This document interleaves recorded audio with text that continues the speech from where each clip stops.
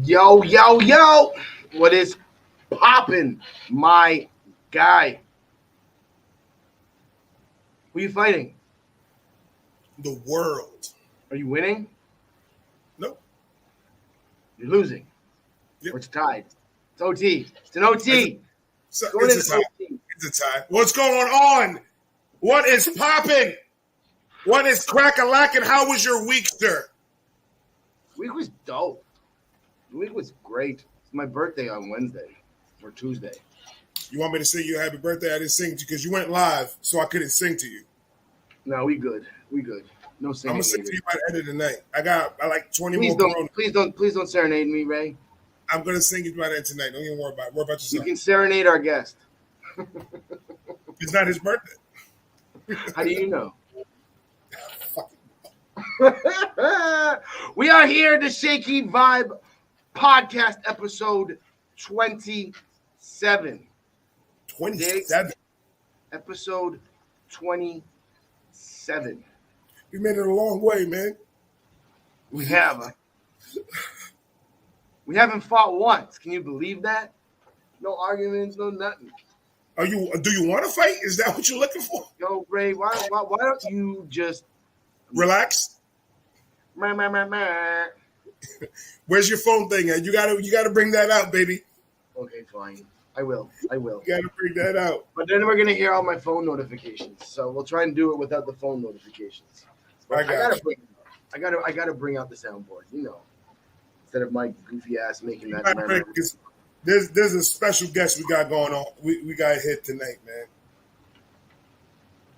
This man is doing and has done a lot. Where we at? Okay, cool. I got it ready. There you go. That's what I was looking for. There you go. I'm still sending notifications out so everybody can start joining the chat. This is going to be an awesome fucking interview. I swear for Lord.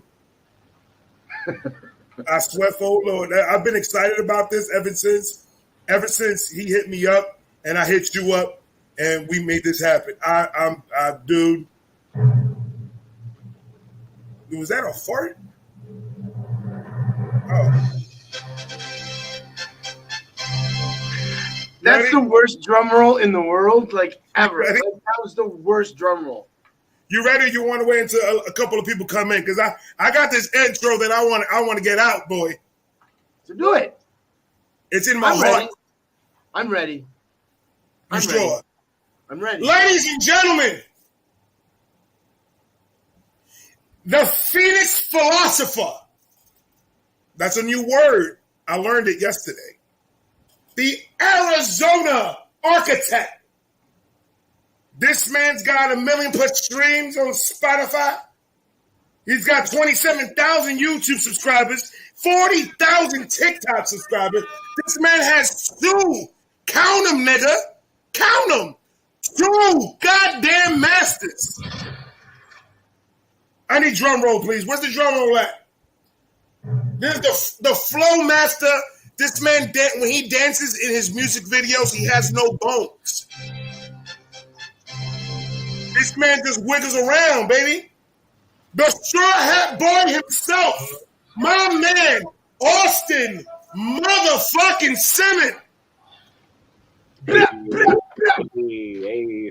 That was the greatest intro I've ever heard in my entire life. What is good, my God? That's the one. Daniel's so happy. He's like, dude, when I heard this was happening, I almost punched my son in the chest. It's a fact. It's a fact.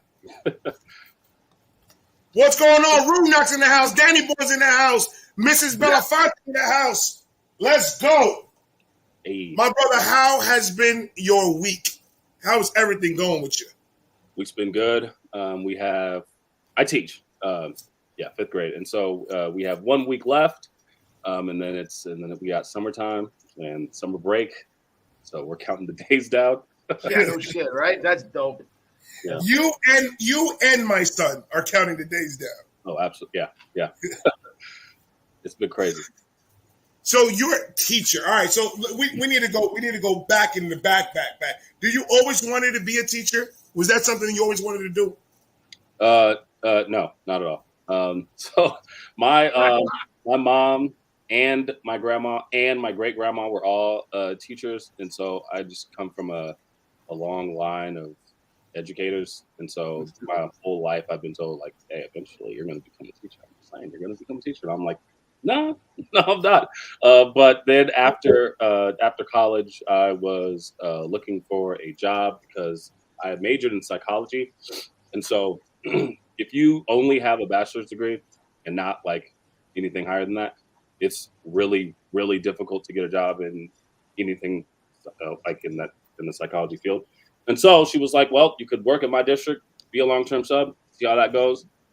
So I took it, and like after the first day, I loved it, and like completely switched. Oh, for real, eh? That's lit. Yeah, Because it could have went completely the other way. Were you that dude that rolled in the big television and everybody was like, yes, no work today? Like, were you that substitute teacher, or were you like the substitute teacher, like, open to page 112, kids, now? yeah. So at first, I tried to like be the cool teacher, but because I had like no like education on how to actually educate, so I was trying to be like a cool teacher that everybody liked, but like you can't do that with kids, like because then they just won't respect you. Like they might like you, but they won't respect you. And so I had to like completely change everything. Like now I'm a pretty strict teacher. I'm not gonna lie.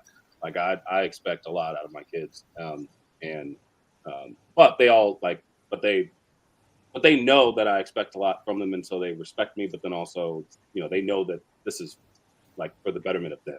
Yeah, they know when to fuck around and not fuck around. And like, especially like when you pass the halfway point, they know what they've already tested you, like your own kids would test you. They know what they can get away with and what they can't get away with at that point. You know what I mean? That's dope. Yeah, so like the first month is the hardest because exactly. Like kids are trying to test you. They're trying to see what they can get away with and what they can't. Facts. I was one of those. Do they know you spit game? That's like. Do they has any of your students ever been like, sir, is this you? Yeah. But really? Yeah, I don't tell my kids that I rap. Because I know that eventually somebody on campus is gonna find out, and it happens every year. So. Yeah. Okay. And are like some of the students like, yo, you're sick with it? Like you're dope? Like. Yeah. And then, but now it's gotten to the point now where I get parents like hitting me up, like they'll DM me and be like, hey, I listened to your songs, like they're sick, and I'm thinking most of my songs are inappropriate for children. So the fact that you're okay.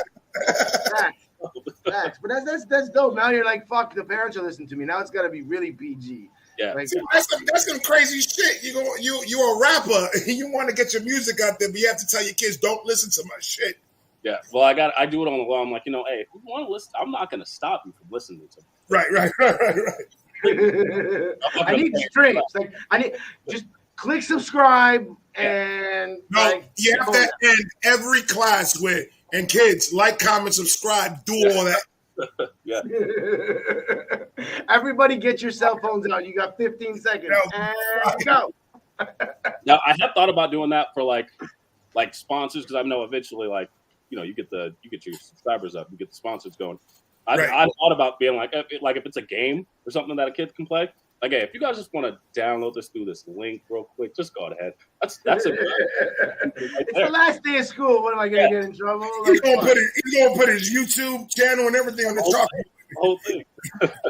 My name is Mr. Simmons. My YouTube channel. And Yeah. Follow, subscribe, do all that. Now the support that, because that's a lot, bro. Like, you went to school, you got your masters, you're a rapper, you are a YouTube reactor, you are all over the place. Yeah. Where do you have time to sit down and talk to us?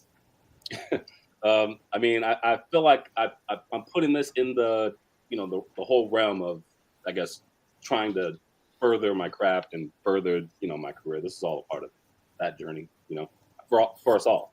And I mean, I'm obsessed with this, just all of this, like just trying to get to where I'm trying to be, which is like a kind of, I mean, honestly, like a household name.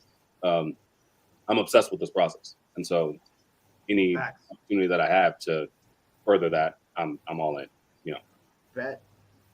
That I feel the same exact way with what we do, it becomes an addiction to a point where that's all you can think about. Yeah. That's all you want to do. Yeah. And that's all. And I know I feel you 110%.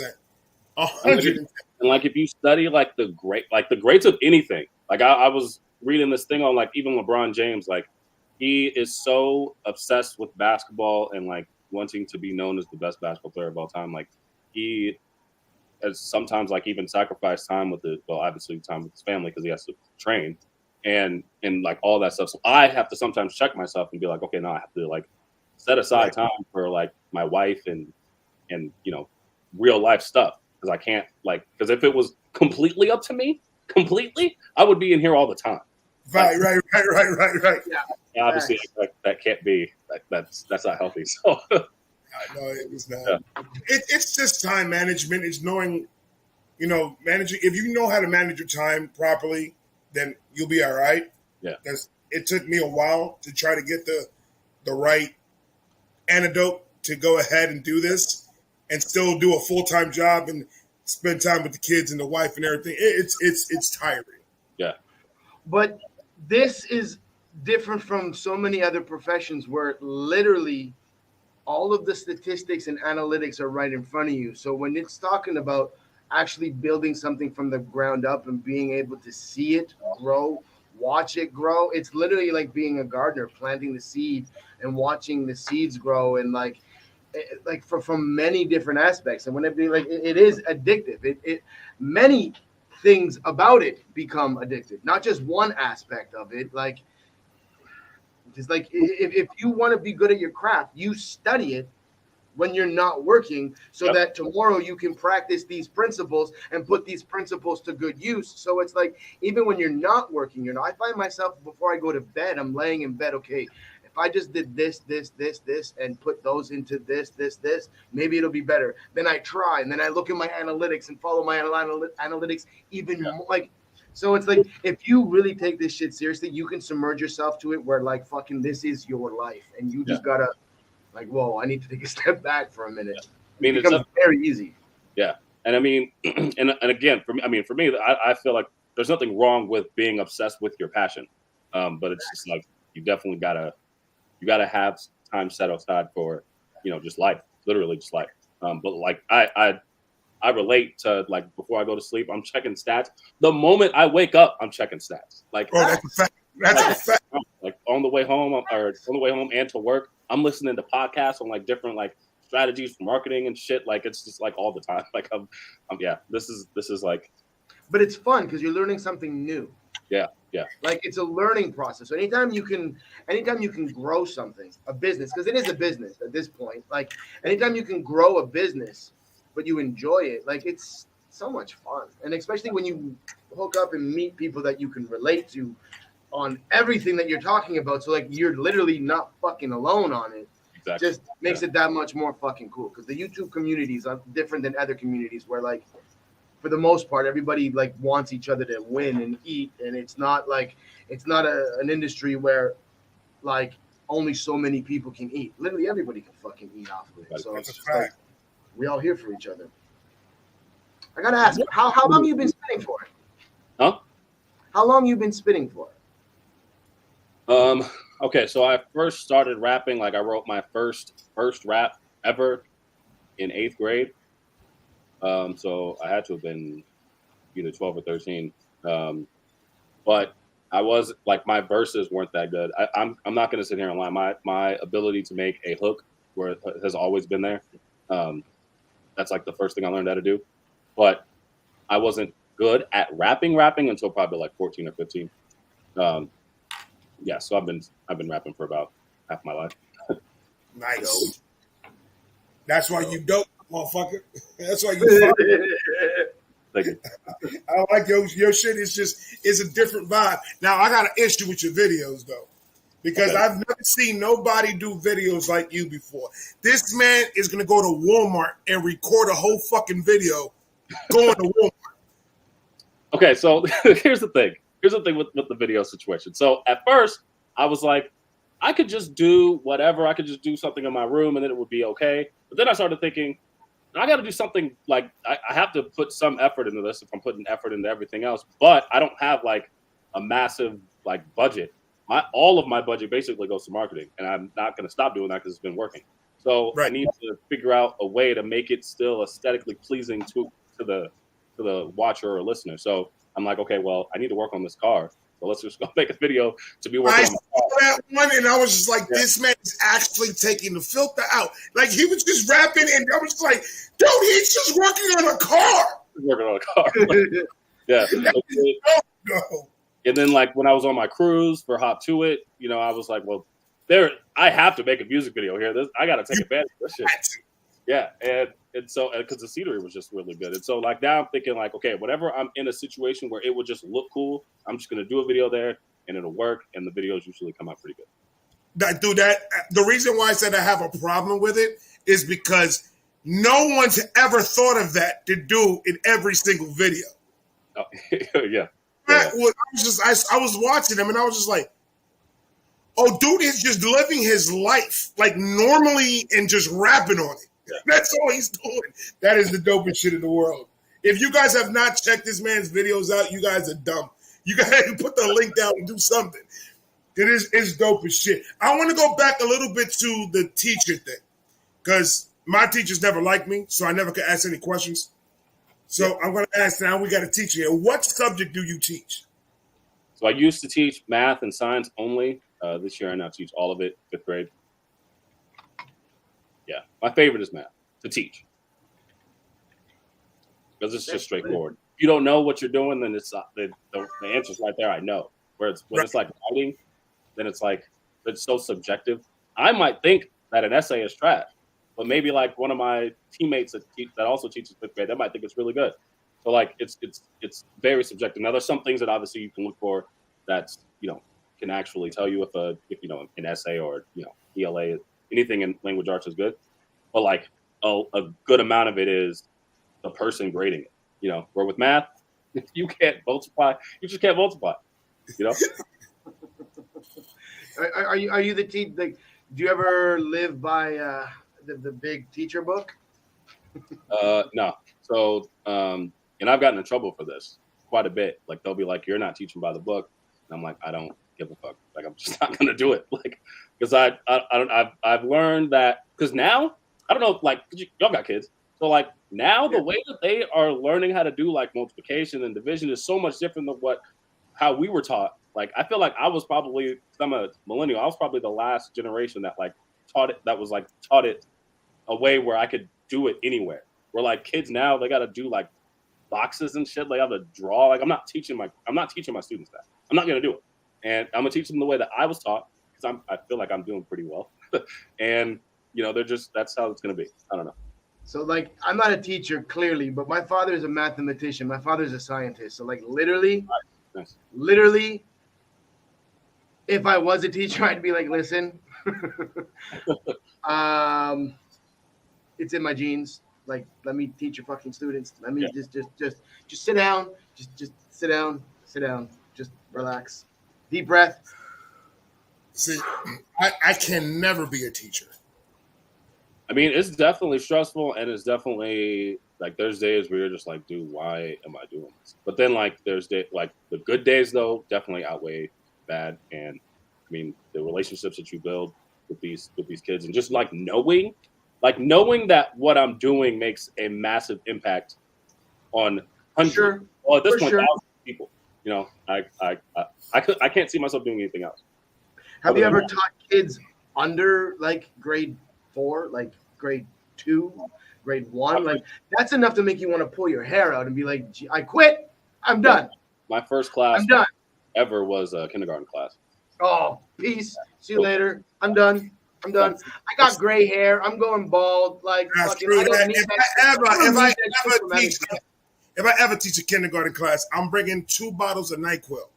No kids are taking naps. And that's for them. That's not for you. That's for them. You're putting that in their snacks. Yeah, you gotta put them to sleep. No, they're wild, and like, because you got to think. This, first of all, this is their first time. This is their first time ever being in class. They're babies. You're teaching babies, and a lot of people in my profession call it herding cats because I mean you can't herd cats. So like it's crazy, and but I don't know. I enjoyed it, and it wasn't just that because I was teaching art first, and I was long-term subbing in art. So I had all different subjects, or not all different subjects, but all different grades. And so I was able to like end up figuring out, oh, fifth grade's probably my favorite, so I'm gonna stick with that. But yeah, that's dope. I got patience for kids, but for my kids, but to be in a room of 30 of other people's kids, I'd like, yeah, let's have fun, but just it's quiet time now, kids. Yeah. Story time. That's why breaks are important. We get 2 breaks. I use those shits. Woo! Do not come in my room. I'm not talking to nobody, not my coworkers, not my kids. Like, I need this break. Don't ask me nothing. Yeah, don't come in here. That is dope. What is we asked this to everybody in the chat. I just like to know what people's mentalities at. Your top 5, dead or alive, right now. Let's go. So, because I've seen on your other episodes that you asked this question, so I was thinking about this before coming in. I do my research. So teacher, you can tell he's a teacher. He's prepared. He's the first guy on the channel with notes. So and I know one of you was gonna hate this, but Drake is my favorite artist ever. Like, he's my favorite rapper ever. But I'm from Toronto, so like it is what it is. I'm from Toronto. I can rock with that. Yeah, I can rock with that more than Drake. Yeah, more than this guy. Look at him. So look, here's the thing, man. Honestly, like, think about it. Most artists, like a good amount of artists, even like very lyrical artists, when you ask them who their favorite artist is, a lot of them say Drake. A lot of them say Drake. It's because he can rap. Like, we can all agree he can rap. Correct? He can rap. Yes, but also like his song making ability is like just top notch. Like, I get. Hold on, Austin. I don't like the way you asked that because you made me feel like a student in your class. You said correct, right? Right? That was you lured me into saying yes. Yes, because it's true. And I do this, okay? But yeah, no, like, he can rap and he can, like, his melodies are fire. And like, that's what I like. My 2 favorite things when I listen to songs are if they got bars, and if you don't have bars and you're gonna sing, what are the melodies gonna sound like? Are they catchy? Like, right. After that, like, if you don't have either of those 2 things, then hopefully the beat is nice. If none of those things are there, then to me, the song is trash. Like, I'm not gonna listen. Eminem killed him on Forever. So I'm just saying. But that was one of Drake's best verses. Yeah. In that track. I mean, yeah. I can understand people fucking with Drake and everything. Like, there's a couple of tracks of Drake's that I fuck with. I just like talking shit, but it's cool. Yeah. So cool. Yeah. So there's Drake. There's Eminem. And I just got back in Eminem. I didn't listen to Eminem almost at all for about like 5 years. I just stopped listening to him. But then when I started, because I took like a 5-year long break from rapping. Right after. And then when I got back into rapping, I listened to Kamikaze, and I just like was floored at just how fucking good Eminem is. Like, he's the best. He's the best. There is nobody better than him at rapping, in my opinion. Like, it's insane. Like, the difference. All right, man. I'm gonna put you back on the list. You're in the good list now, brother. I'm just saying. So like his, like, the flows, the multis, the fucking his punchlines are ridiculous. Like, how does somebody come up with that? Like, all of his punchlines, it's not just like, and I say this on my reactions, it's not just like regular bars like I'm hot like fire or I'm hot like lava. Like, he goes deep, and like his setups are crazy to get up to the punchlines. Like, a rapper can learn a lot just by listening to a few Eminem songs. Like, you listen to Eminem, you're going to be better as a rapper automatically, because you're going to get some kind of inspiration. But yeah, so Eminem, Drake, Crooked I, King Crooked. I'd say that my like rap style and like just the way that I approach rap has been heavily influenced by him, probably the most out of any other rapper probably ever. Like, I never stopped listening to him. He's always been a huge influence on me. Big Sean, because of his punchlines. Big Sean because of his punchlines. And I got to go with Biggie and not Tupac because we're gonna go Dead or Alive. Only because Biggie is a better rapper. I feel like Tupac is a better artist. I've always thought that. So rap-wise, I feel like Biggie. I'm gonna put him in the top 5. See, a lot of people crucify me because I think the same exact thing. Tupac is a good artist. Biggie is a better rapper. Like Biggie could say some shit. Yeah, I would say he's significantly better than Tupac at rapping. I mean, I've said this on one of my a few of my Eminem reactions that like I've only seen Eminem out rapped maybe 3 times ever, and one of those times was on Dead Wrong. Like Biggie snapped on that bitch. He killed Eminem on that. Like I'm just being honest. Hold on, Austin. Hold on. He killed Eminem. That's 2 verses. Like, what? He had 2 verses. You're right. He did have 2 verses. Okay, take one out. Still, I'm still taking Biggie. I'll put you back on the list, man. See, that's the thing. You're a major Eminem fan, clearly. But like, I'm an Eminem fan. I think he's the best rapper ever. But like, rappers can be beat. Like, I mean, and this is all. You want me to be honest with you? You want me to be completely honest with you? Yeah. Yes. Okay. He did take him on Dead Wrong. And the other 2 that I have, and then I want to hear your other 2. Because I have 3 tracks that I could say, as a stan, he got killed on. Okay.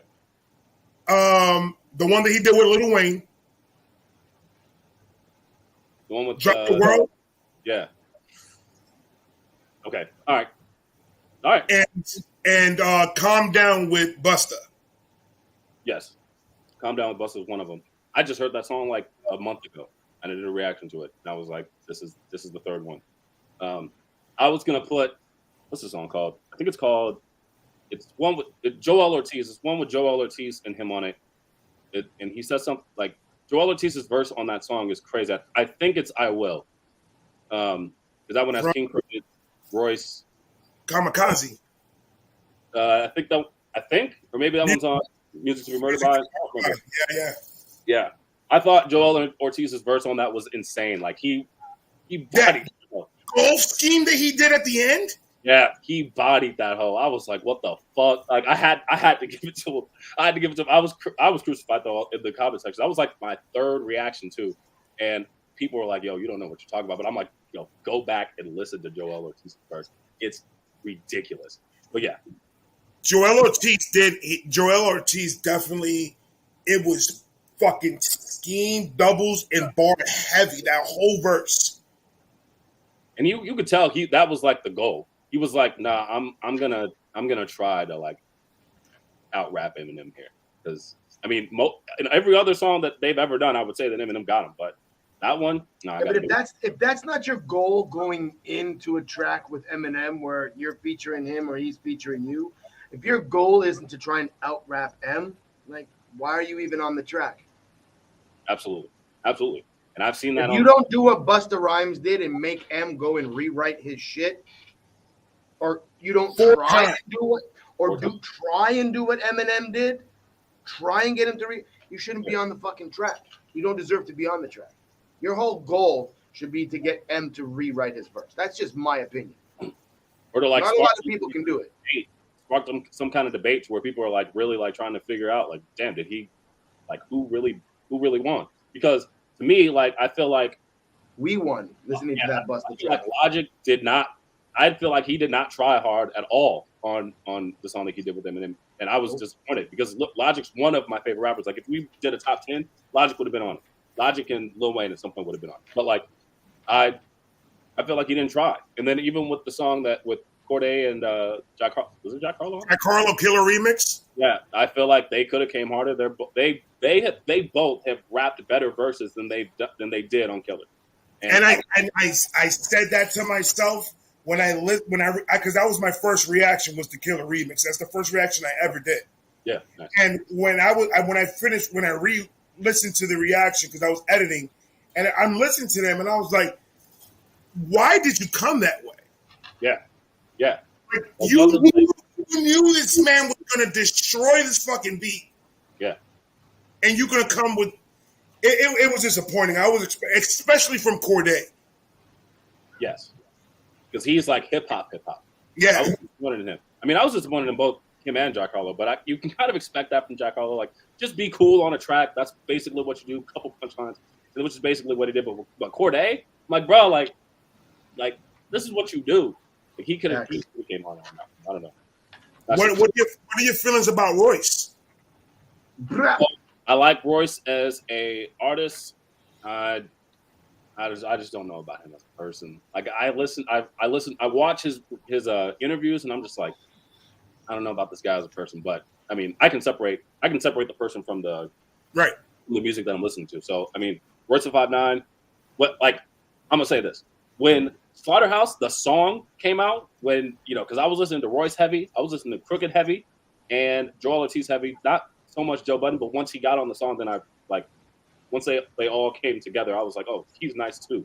And I flipped out. Like, that was like probably, I don't think people, well, at least young people, understand how huge that moment was in like underground hip hop. Because Roy is a killer. Joel Ortiz is like, all four of those dudes are insane. And so that was a big moment. So yes, I like Royce da 5'9" as a rapper. I think we need to give the chat one of your tracks. I think it's time. I think it's time to give the chat one of your tracks. That's just me. We're gonna jump into one of Austin Simmons' tracks here. We're gonna play his newest single, "Hop to It."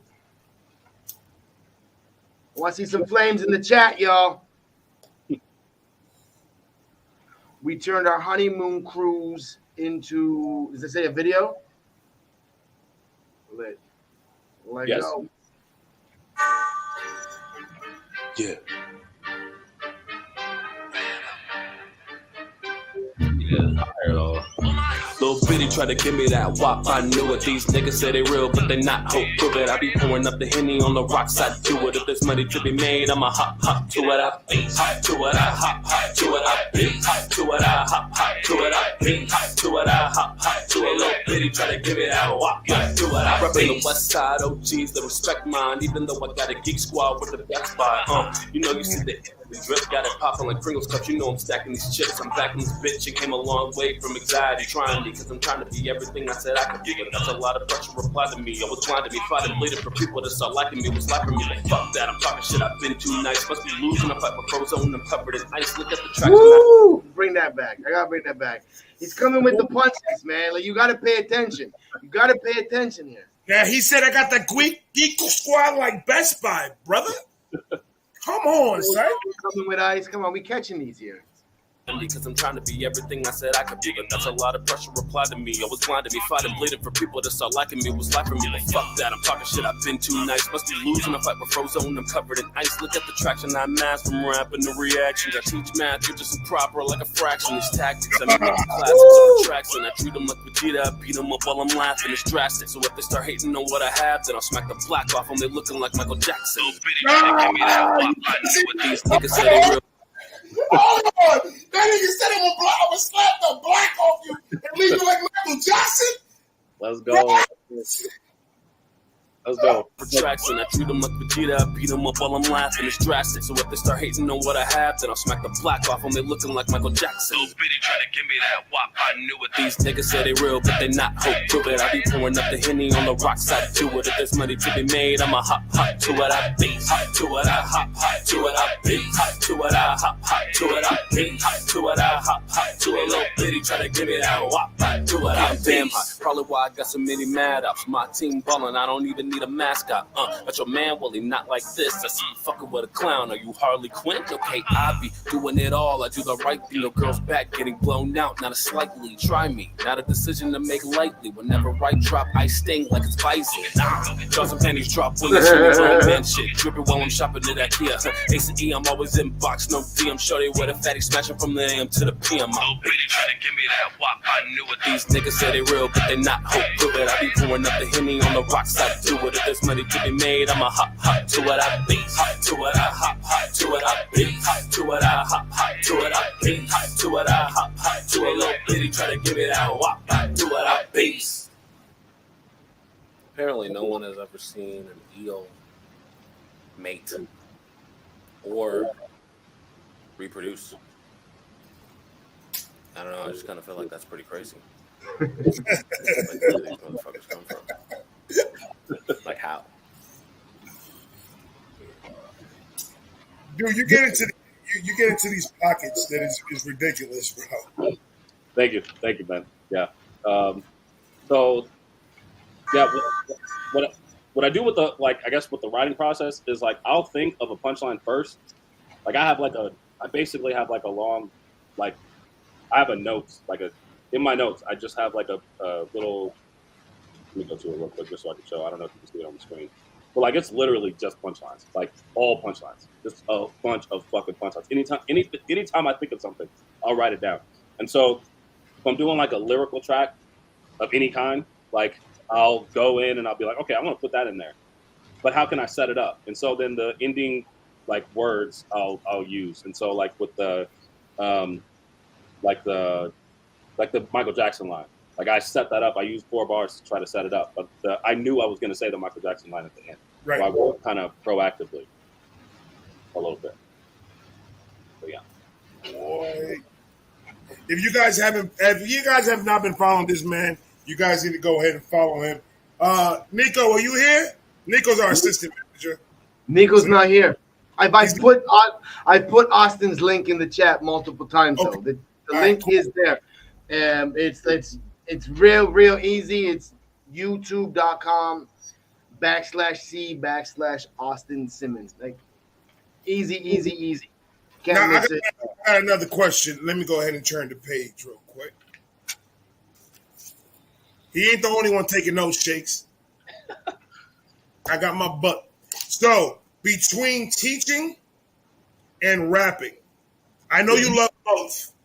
Which one would you push towards going more hard at?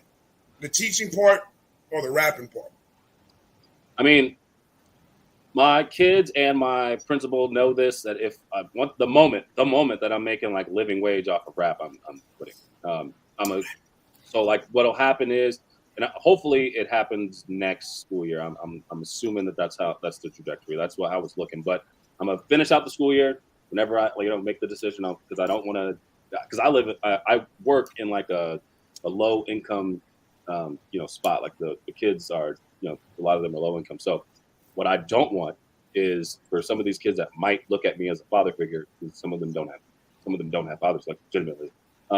If I just leave, like how does that look, and how is that going to affect them? And so I always want to just finish out the year, but the goal is honestly that's lit. That's noble of you. That's noble of you. Because they already got a bunch of men leaving their lives. They don't need a positive role model to leave like that either. Yeah. Thanks. So that's the goal. But yeah. So rapping it's first, but everybody knows that. So. But the thing is that the dope thing about music and the dope thing about teaching is the fact that you have degrees and you have a career. If one of them starts slowing down a little bit for whatever reason, you could always, like, if the music starts slowing down for whatever reason, the lane is always there for you to go back to teaching. Yeah. It is it's a nice little safety net, if you will. I work like I don't have it, but yeah. Dope. I like that. That was dope. That was dope. Now I heard you were a geek. Yeah, I mean, I don't know if I could. Hey, you already know what it is. All those. I see your video. I've seen it all. You already know what it is, bro. So I got a question for you, real quick. Geek to geek. Okay. Mortal Kombat or Street Fighter? Mortal Kombat. Yeah, just because I grew up playing that game more so than Street Fighter. What? I don't know. I pick Street Fighter. I'm going to show my age again. I grew up in the arcade stealing people's money off the Street Fighter. I made a living off that shit. That's what I'm going to say. I had one arcade in the laundromat next to my house, and it was only Street Fighter. Facts. Man, I put one quarter in, and I'd be playing that bitch for 6 hours straight, just taking everybody's lunch money. But see, that's the thing, like, because I'm 31, so like all of the the people that I grew up with, like we grew up on like PlayStation and Nintendo 64. For PlayStation, the big thing was Mortal Kombat. Like that's what we played. I mean, yeah, there's like Street Fighter was available, but like it wasn't as big, I think, for my generation as Mortal Kombat. Even though both I like that. Goku or Vegeta? Man, stop it. You already know. Stop it. I hate Goku. If we're gonna be honest, like I can't stand him. Like I'm Goku. Like I'm a Goku, not a Goku stan. I'm a Vegeta stan. Like I'll fight somebody over a argument. I'm a Goku fanatic. Okay, all right. I love Goku. I mean, look, why? Like, why? I don't understand. Like, why? Well, I need to know why. Like, I need an explanation. I feel okay. Like in any given situation, yeah, Goku could destroy Vegeta. Not their first fight. Situation. Okay, keep going. Not their first fight, but keep going. But listen, relax. First of all, Austin, relax. Okay. Once that man goes Super Saiyan and Super Quadruple Saiyan and Super Quadruple Saiyan, Vegeta can't touch him. I mean, okay, so now they're like equal, but like during Dragon Ball Z, Goku was leagues. I'm talking about Dragon Ball Z. Okay, yeah, during Dragon Ball Z, Goku was leagues ahead of him. That used to piss me off. I felt what Vegeta was going through. I was like, I can't stand this nigga because he's just way better than you, and I don't understand. You're putting in all this work, and he just is better than you. I don't get it. Yeah. Oh, somebody said Tekken. I ain't gonna lie, Tekken was fucking lit. Tekken 3 was the lick. Yeah, Tekken 3 was the first Tekken I ever played. That was probably the first fighting game I ever got good at.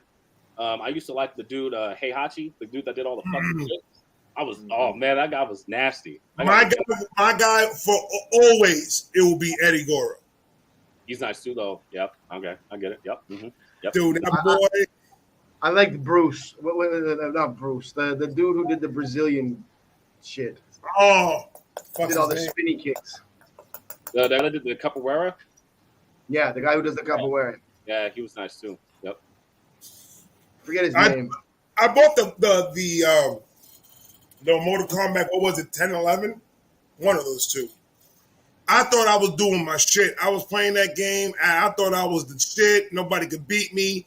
Then my son said, yo, let me see the controller real quick. Whooped my ass. And I was like, man, I ain't playing this shit no more, man. My kids are still, like, my boys are still young. They ain't beating me in video games yet. I'm not there yet. Yeah. Now, have you tapped into the anime rap battles?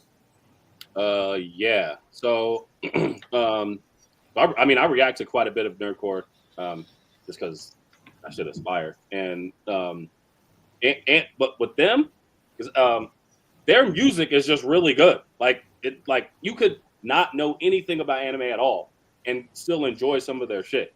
Like it's really good. I did one reaction. Just the other day, my first reaction to do anime rap because somebody told me, yo, Ray, you need to tap into this because you like lyrics and you like this and you like that.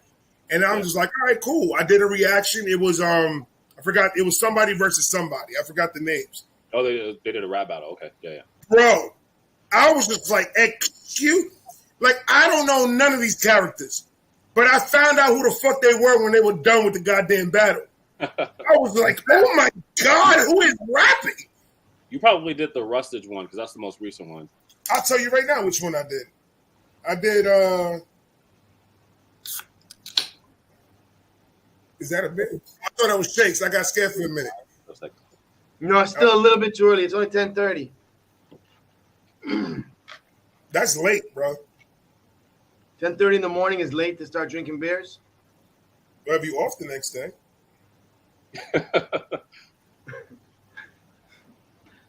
Where am I really one to? If I'm at a beach. Here we go. It's Tanjiro versus Ishigo. Yeah, so the Rustage one. Yeah. Rustage yeah. Oh my God. Yeah. Yeah. I was floored. I was just like, what the fuck did I just listen to? Dude, yeah, man, they're really fucking good. Like all of them. Like I've done a couple songs with a few of them because so Straw Hat Boys is like, that's like my group of friends, but then also like I have like a nerdcore group where it's just me and one of my friends, and we we do like some nerdcore songs, and I've done a couple songs with other nerdcore artists, and they can fucking rap. Like I have to come with it. Like like I can't just like just go half-ass on this. Like it's crazy. Like all of them are good. Yeah. What I found when I did that one reaction, they're so intricate to when they're rapping that every single fucking syllable and word has to make fucking sense. Yeah. But you gotta think with them, like, okay, if you go into, making these nerdcore tracks and it's even average, you could end up getting a lot of hate just because of it could be like people could look at it as corny. But if it's dope as fuck, like no one can deny it. And I think that's kind of like the mindset that a lot of them have. It's like, I mean, if I'm gonna do this, it needs to be great, and then more people are gonna respect it, and then like, does that make sense? Like, 100% it does. 100% it does. Like, it could make sense as a rap, but if some of your info is not 100% accurate, see you later. It doesn't matter if it doesn't matter if it flows good or not. And also, but what I felt was like that one that I reacted to. I've never seen that cartoon, the anime cartoon. I didn't never seen any of it. Mm-hmm. But it made me want to dig down the hole and find out what the hell's going on because they were talking spicy. Yeah. Some of them get disrespectful. I'm like, God damn, like. You said, I'm going to kill you like your parents died. And I'm like, bro. That's just crazy, bro. They go there. We're smacked at to cut the time off on this, man. Like, that's you gotta time. Check out Daddy Fat Saps and Fable. Like Daddy Fat Saps and Fable, since you already did Rusage, them two. Like, first of all, I mean, just for reactors, like, you're gonna get views because they got a super large fan base. But then also, like, their music is incredible. Like, it's incredible. So I was blind and now I see. Damn, bro. I was just like, holy crap. Now, my problem with being a reactor is when I react to something new, I'm like, you know what? Fuck reacting to it, man. I want to listen to it by myself. I don't want to even do a video to it. As a fan, you want to just fucking listen to it. Yeah, but like, I just force myself not to, and I'm just like, fuck it. I'll react to it. And I'm going to do like 2-3 back to back just so I can listen to them all. Yeah. Well, now, see, I've gotten to the point now where I'll just tell the listener, like, yo, I've heard this before. Just because for Eminem, like, of course I listened to Music to Be Murdered By before I did my reactions. Like, I tell people that because I feel like as long as you're transparent, then you're good. Right. That's why all my Eminem reaction says revisit. Because as I stand, do you honestly believe that I've never heard this song of Eminem? Exactly. Like, it's going to be a fake-ass reaction if I'm like, oh, my God, what did he say?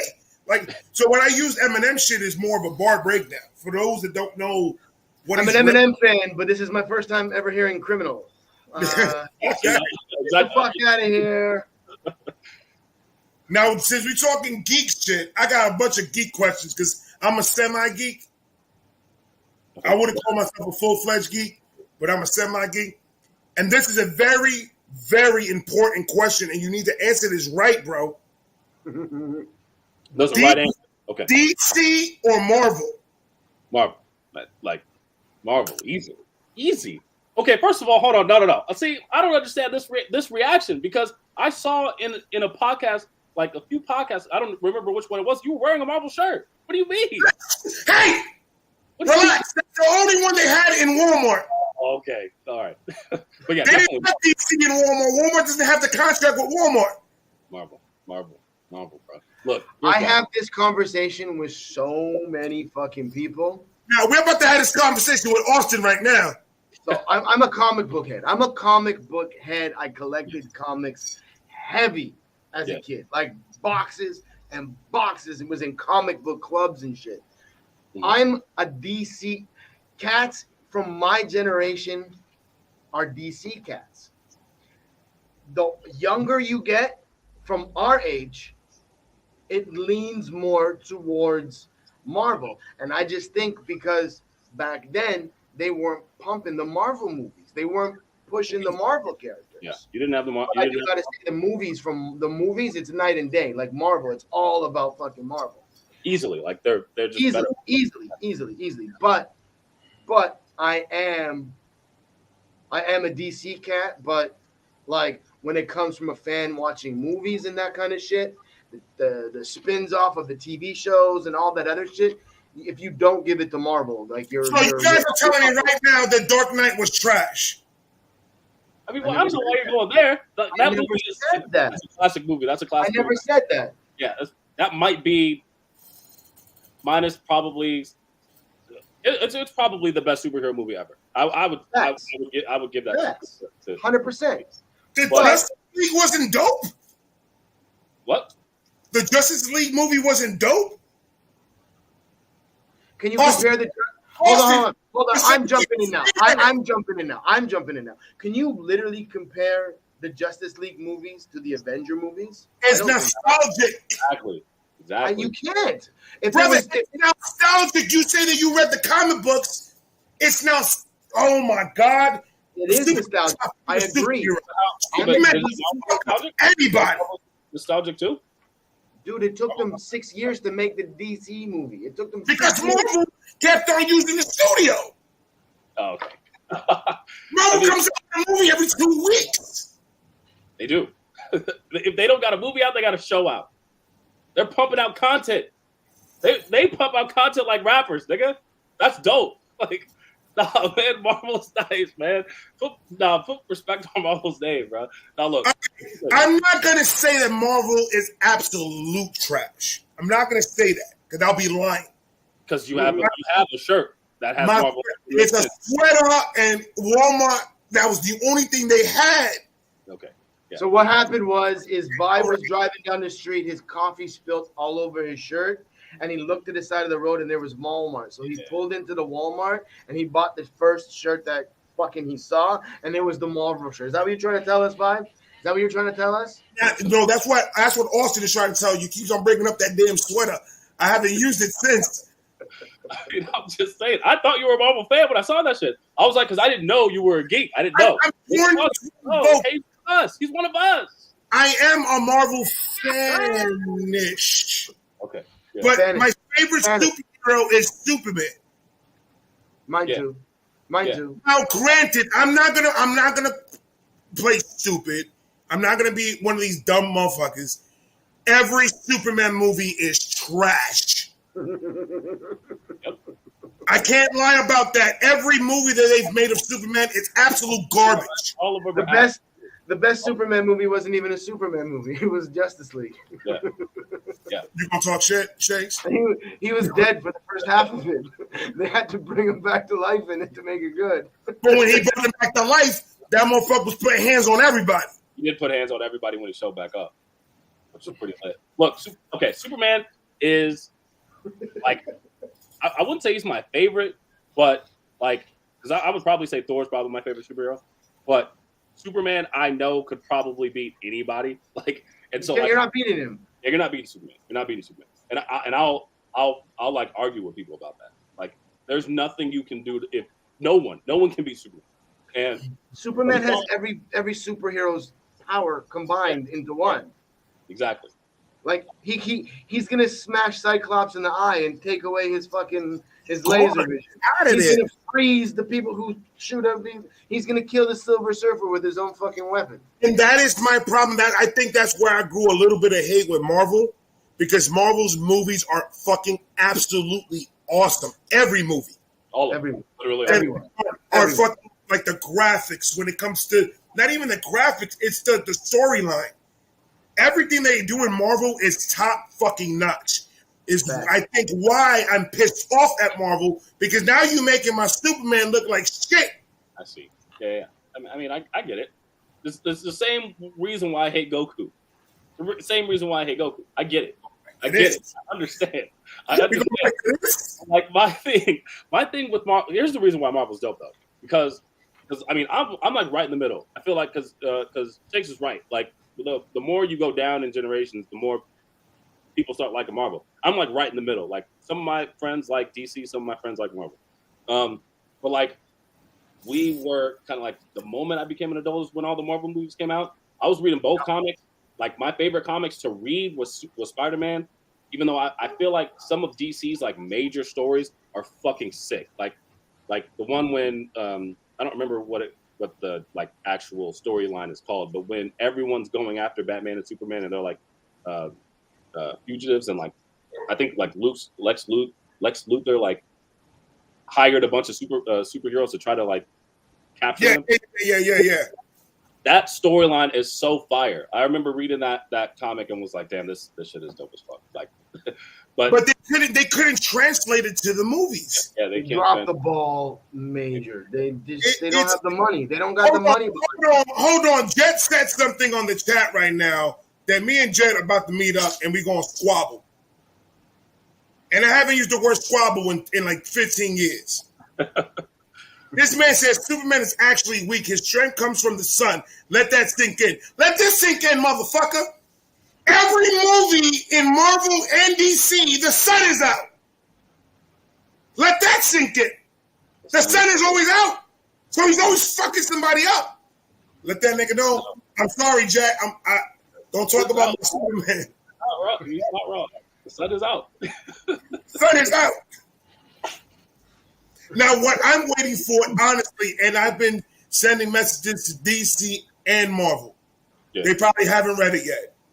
I need a Marvel DC collaboration movie. Yeah. Like Avengers versus Justice League and just fucking blow it out the water. But we're going to do it on Marvel's dime because these motherfuckers got money. They're in the position of power at this point. It's good. Marvel has to make the decision on if this is good for business. Marvel has to do that. DC, it's automatically it's gonna catapult them to new fans, hopefully. But Marvel has to be like, is this worth it for us to do that? That's a fact. See, I had this conversation with a lot of people, and I told them, I was like, it's hard to be a DC fan and try to argue when literally there's only one fucking movie that is fire. And that's The Dark Knight. No, I mean, I feel like both Wonder Woman movies were pretty good. Especially the first one. The first one's fire. The first one was fire. And the Aquaman movie wasn't bad either. I actually saw the Aquaman movie for the first time yesterday. Literally yesterday. Good. That Aquaman movie's not that bad. Like, it's just, they have this. My thing is, it's all about pizzazz.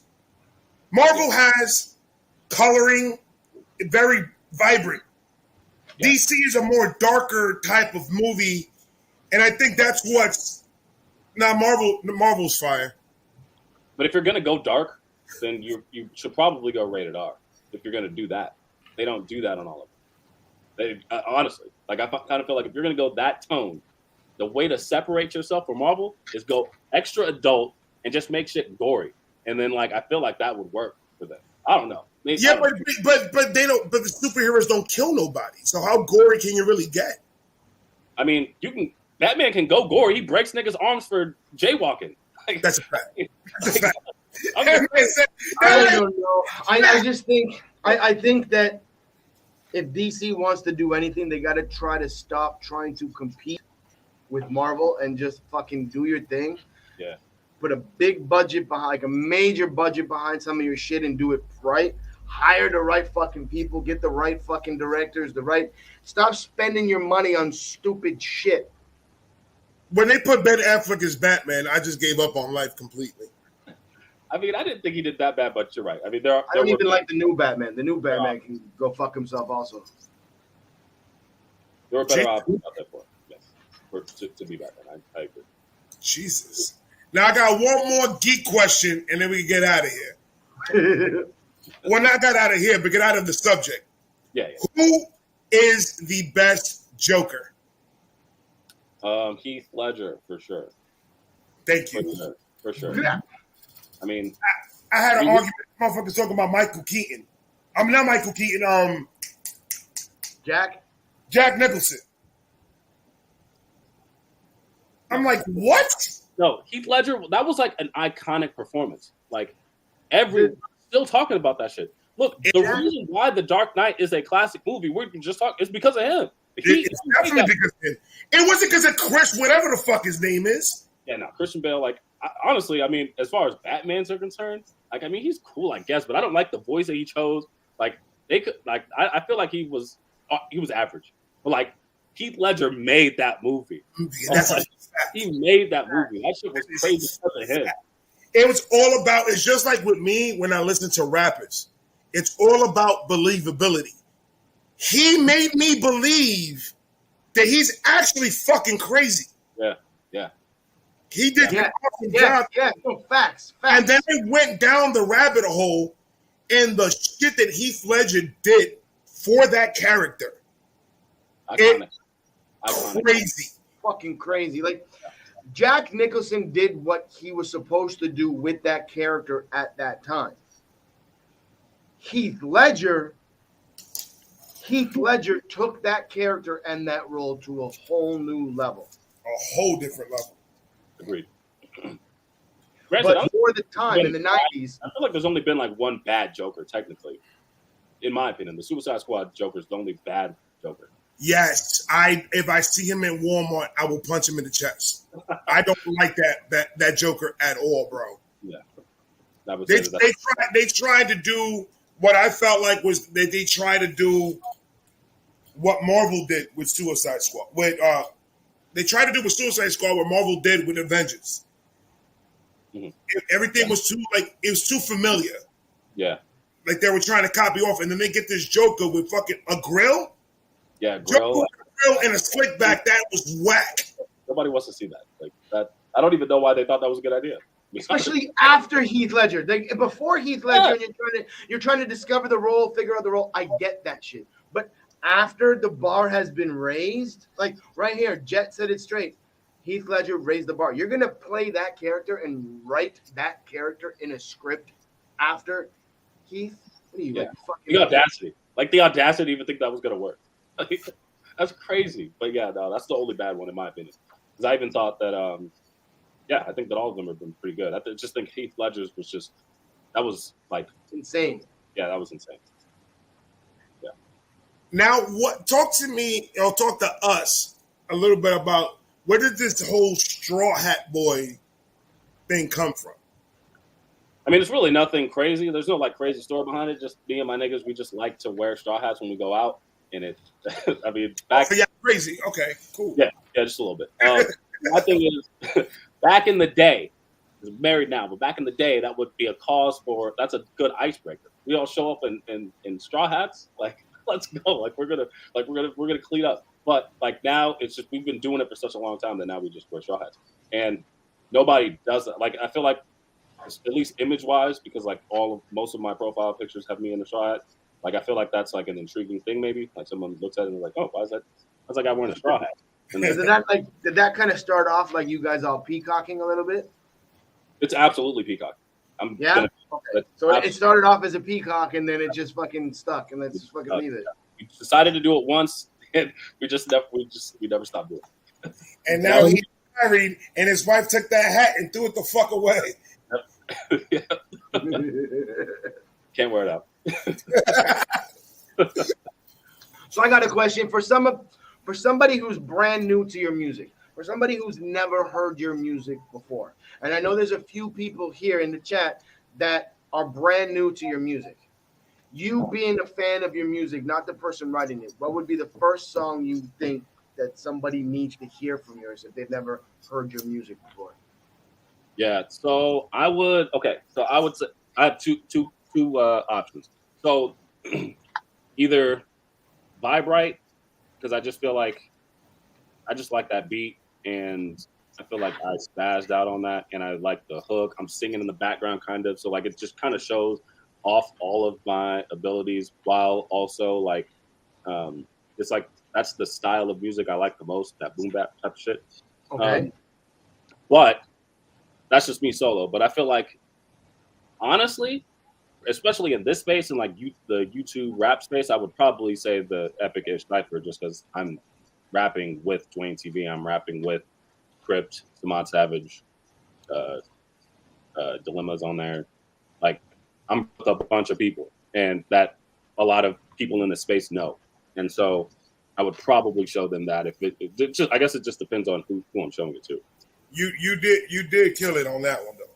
Which one should we play? Because I'm gonna follow that up with playing it. Do the cipher. Well, the cipher's like, I think that's like 15 minutes, but yeah, sure. We got time. You ain't got school tomorrow. I mean, I do, but it's all good. I'm doing a field trip tomorrow, so we're good. What's the cipher called? Yeah, I'm good. It's called Epicish Cipher.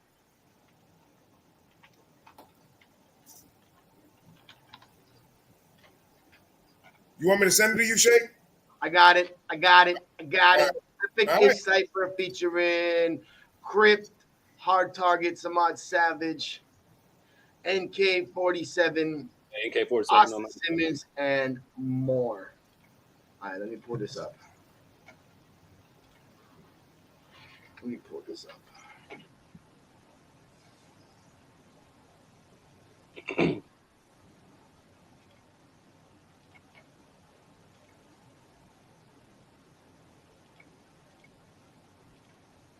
All right, let's go.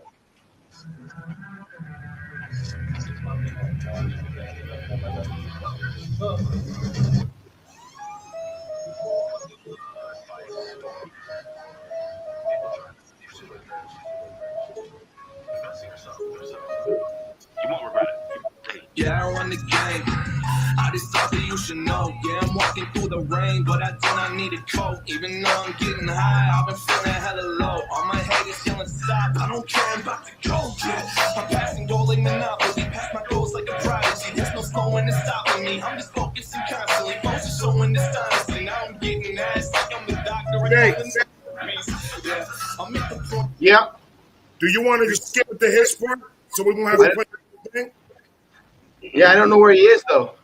Keep on going. It's him, then Dwayne I think is coming next. No, him and then Dwayne, and I think it's going to be. I'm after Dwayne, yeah. So Dwayne, and then Dwayne's after him, yeah. Yeah, Dwayne, yeah.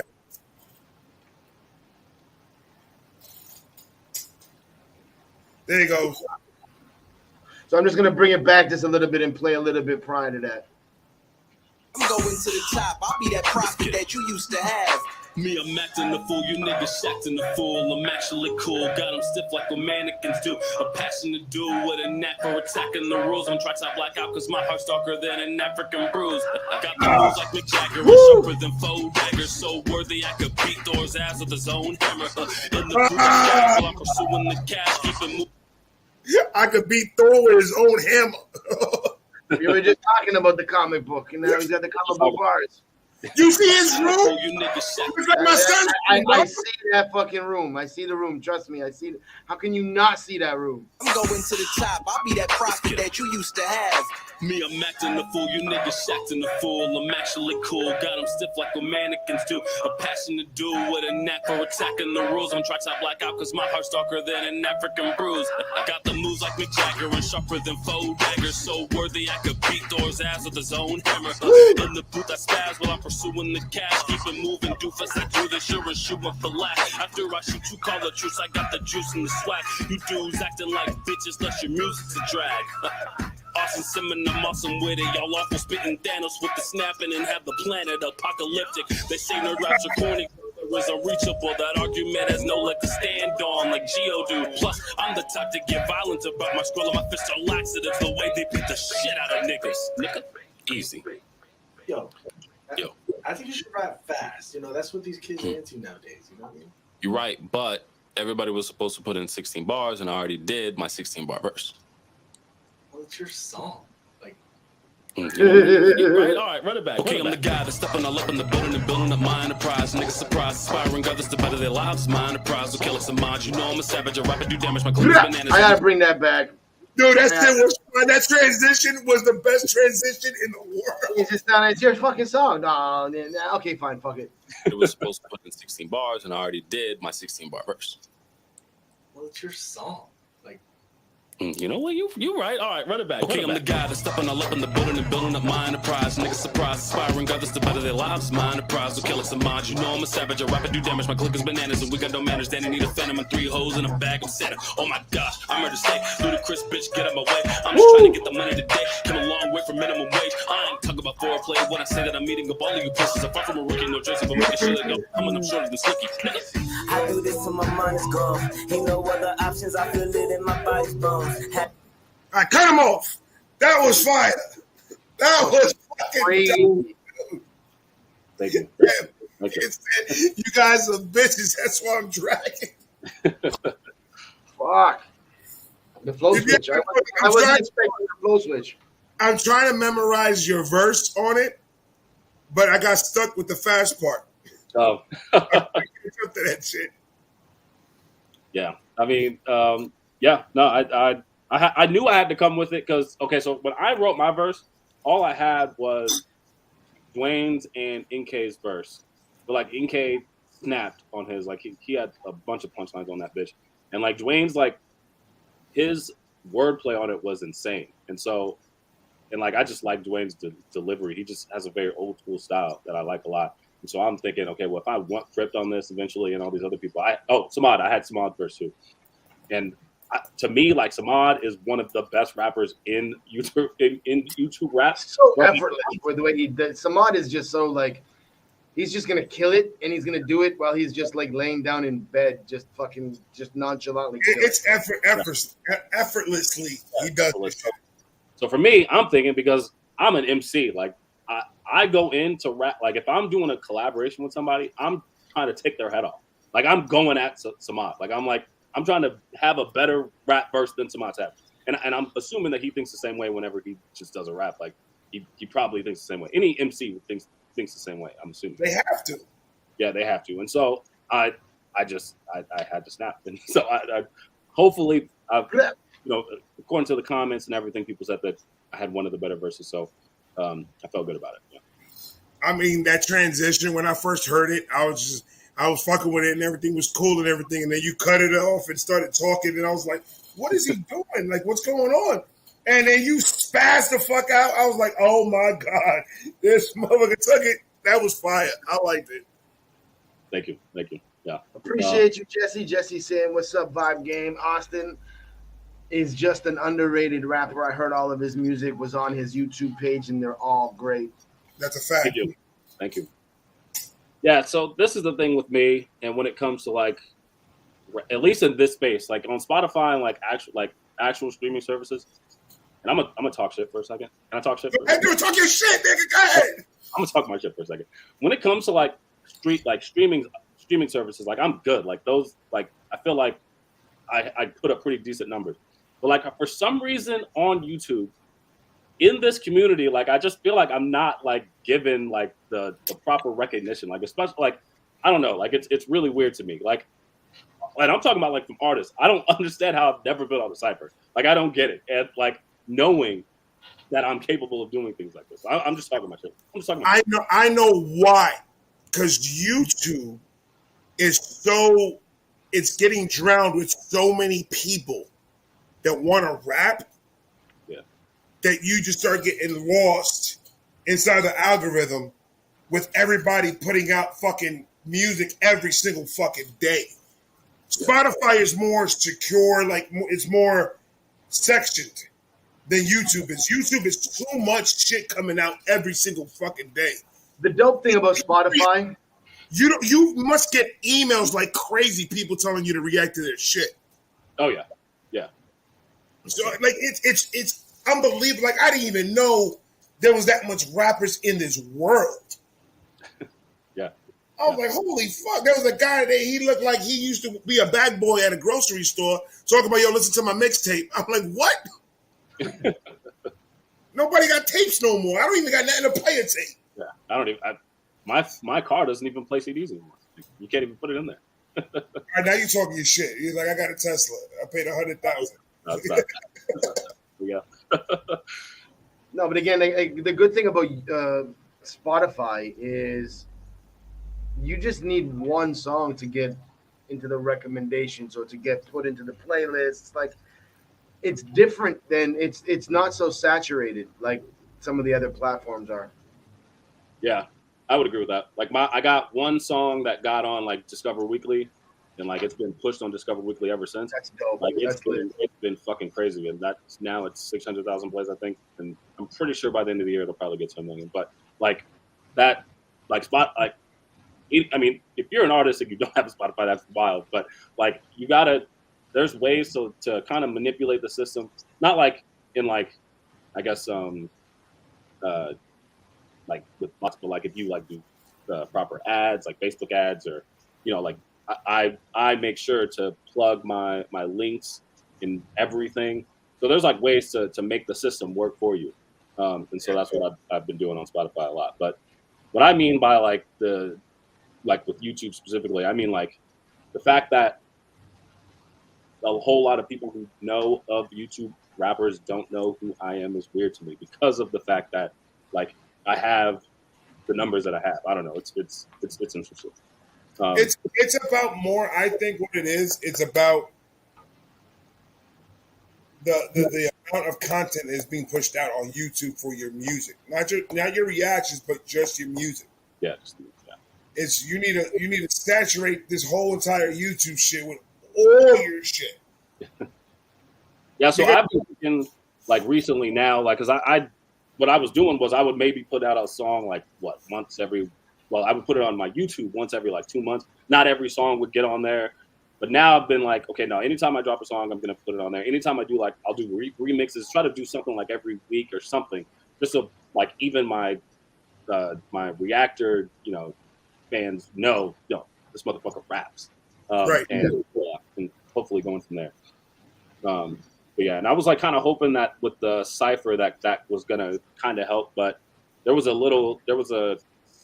an issue with the beat that happened, and I talked about it in my reaction to the cipher, where so basically the beat was the original beat was made, and I bought it and I used it, and that's what everybody basically rapped on, but there was a contract with the beat that made it to where the owner of the beat was had owned the rights to the song. And to me, I didn't really like. I was like, I don't. So the lease you bought was a shitty lease. It was a shitty lease, yes.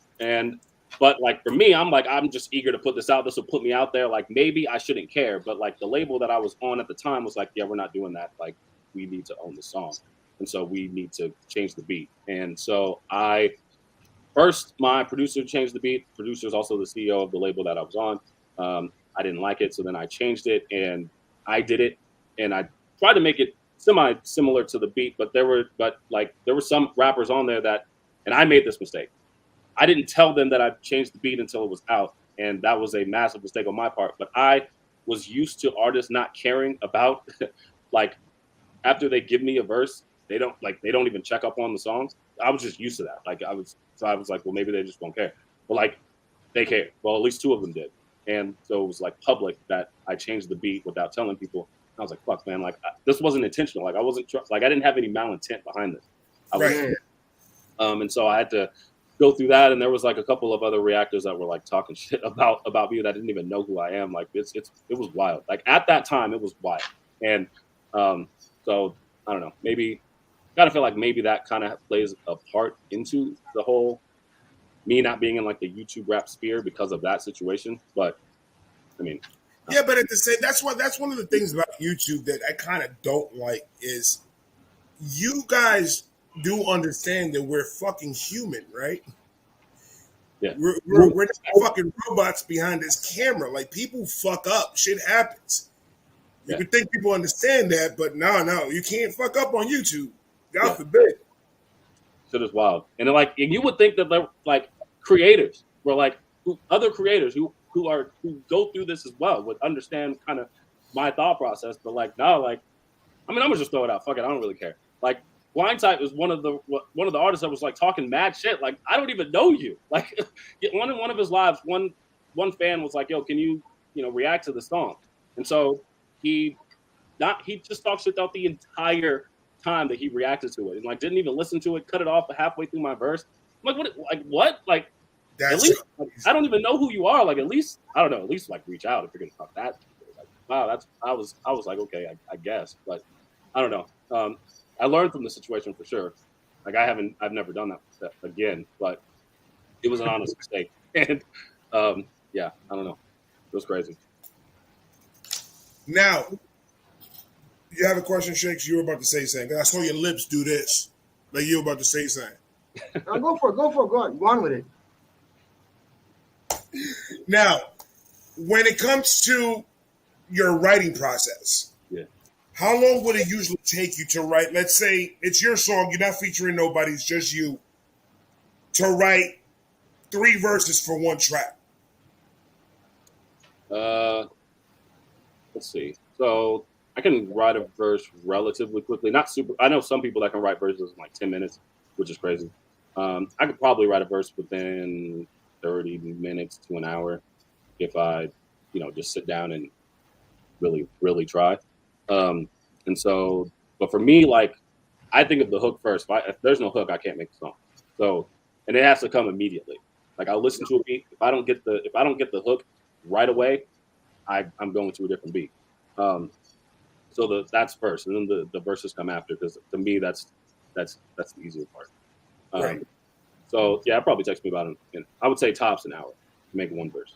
So, but once I get like in my groove, the second verse is a lot faster than the first one, and the third verse is a lot faster than the second. Gotcha. So I would probably say it's about an hour and 30-minute long process to completely write a song. I would say. I can say that. I agree with that. You don't do anything special. If you're in the groove, like peace, see you later. It's probably shorter than that. Yeah, exactly. Well, I'm writing my first verse, and it's taken me about 4.5 to almost 5 years. I mean, what you got to do is you got to have points set up first. Like you got to say, okay, you got to think in your head, okay, this is what I'm gonna say eventually, and then work around those things. Because I'll choose like 4 punchlines, because I'm a punchline rapper. That's the thing. And then I'll work around those 4 punchlines. So like for me with the like for the cipher, I knew I was eventually going to say my fists are laxatives, the way I beat the shit out of niggas. Like I knew I was going to say that eventually. So how can I get to that point? The Thor line I was going to say, and so stuff like that. Like I don't know. That does actually make the writing process a lot faster too, because you already know what you're trying to get to. Right. Well, maybe I get it done a little bit quicker then. Yeah, maybe it'll take you just like 1 year now. Ray, if you just sat down and wrote, I think you have the substance, and I think you got the shit. Like you have the substance to talk about. I think if you actually did it, it'd be better than you think it would. That's just my opinion. Especially since you're like a rap fan, like I feel like you're the first verse you ever write is going to be pretty good. I'll try it. I was trying some shit, and then I kind of said it to myself.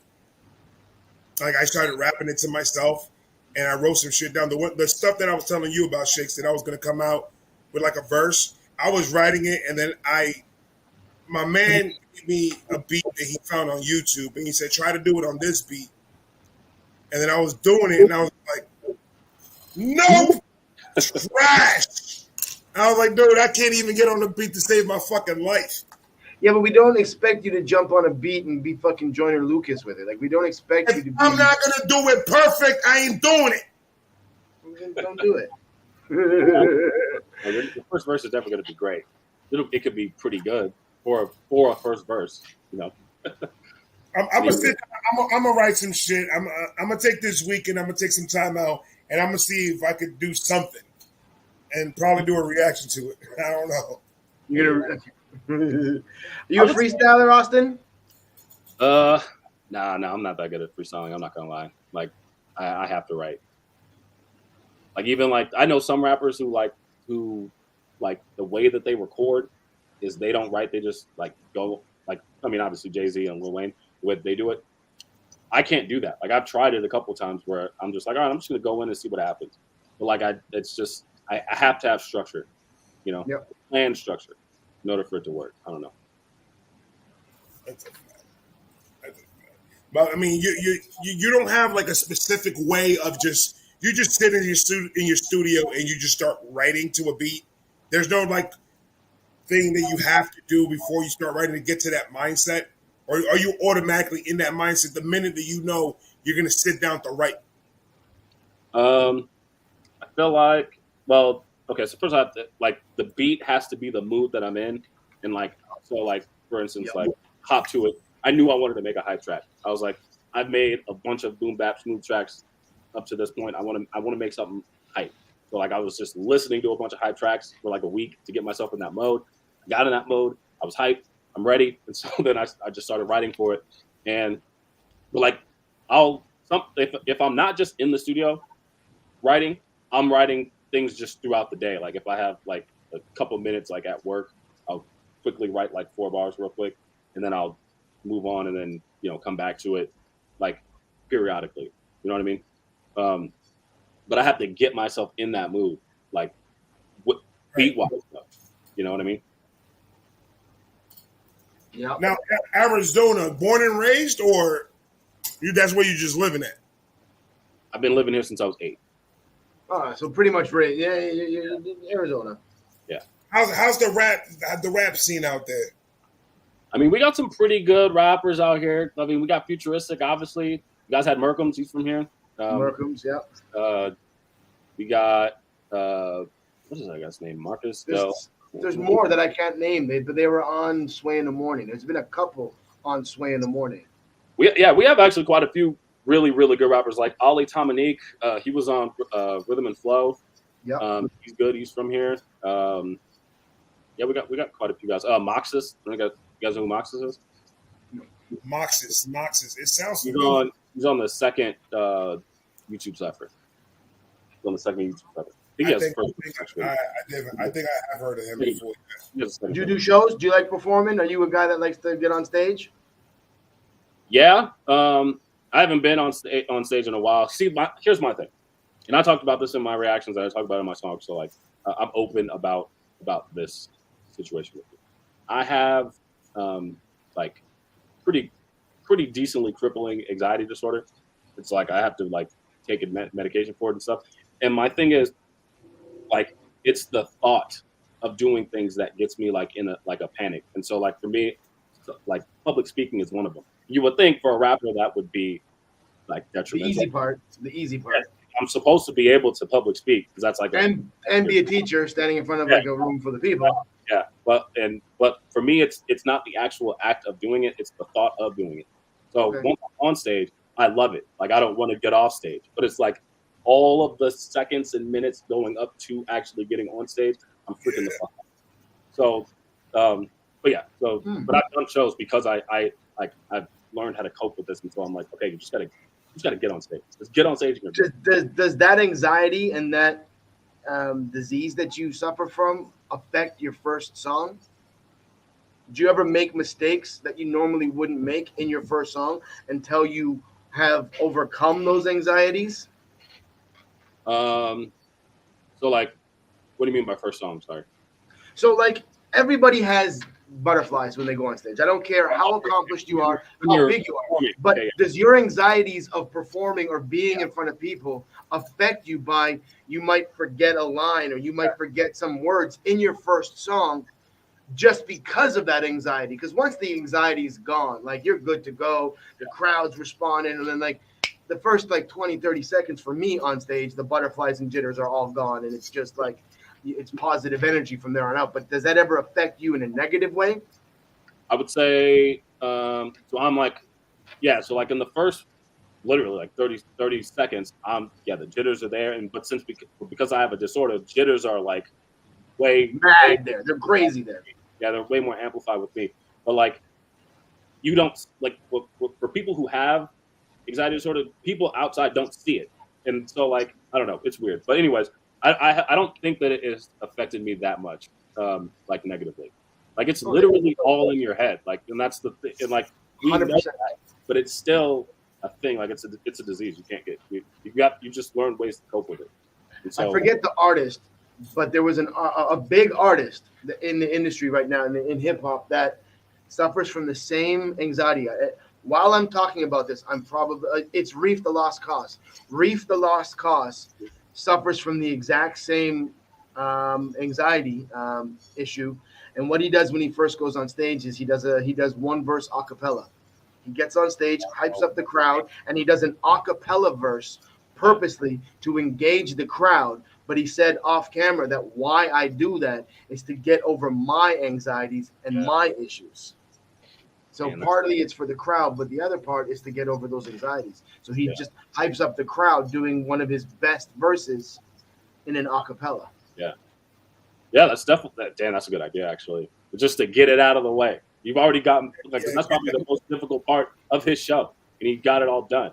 And then now Bro, I get anxiety right before I record, and I'm by myself. Yeah, same actually. It's fucking weird.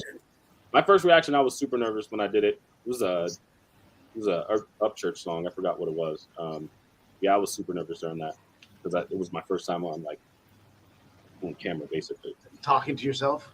Yeah, talking to myself. Talking to yourself on camera. I'm gonna be honest with you. That was the weirdest for my first. Weirdest shit, man. Weirdest shit. World. I did it on my phone in the car, and I'm just like, "Yo, if somebody passes by my car, they're gonna think I'm fucking nuts." Yeah, I'm sure my wife, if she can hear me outside of the studio, I'm sure she's like, "What the fuck?" Like, she's got a big. Definitely judging, I'm sure. The Crazy Black Man has a question. The Crazy Black Man is: are you going to be doing any live performances anywhere this year? Okay, first of all, Crazy Black Man, that's my guy, one of my buddies. Yeah, I don't have anything lined up, but I'm open to it. I just haven't, nothing's come up yet. Is the scene everything has everything opened back up from COVID? Like, is all that good? Like, is the clubs opening back up and shit back to normal again? Yeah, the clubs here have been open for a while. I mean, they don't give a fuck out here. Like this, I mean, until very recently, this was a very conservative state where we just didn't give a damn. Basically, we were trying to find a reason to not be able to not have to wear masks anymore. So yeah, we opened up almost right away. That's dope. Yeah, that's dope. But I mean, I'm not complaining. I was like during COVID. Now I talked about this in another interview I had recently. Like, I'm an introvert normally, but like the way that like extroverts should like usually recharge, by at some point being home and just they recharge. I feel like introverts should recharge being introverted by going out. It's like it's an opposite thing. And so for me, I like to go out. I'm not like I'm open about. I'm like I enjoy going to clubs and shit because that's my way of like just escaping the week of me just being home. And so I was like, man, I really just want to do something, but like you couldn't for like a year. So it was wild. Yeah. Sucks. So fucking messed up.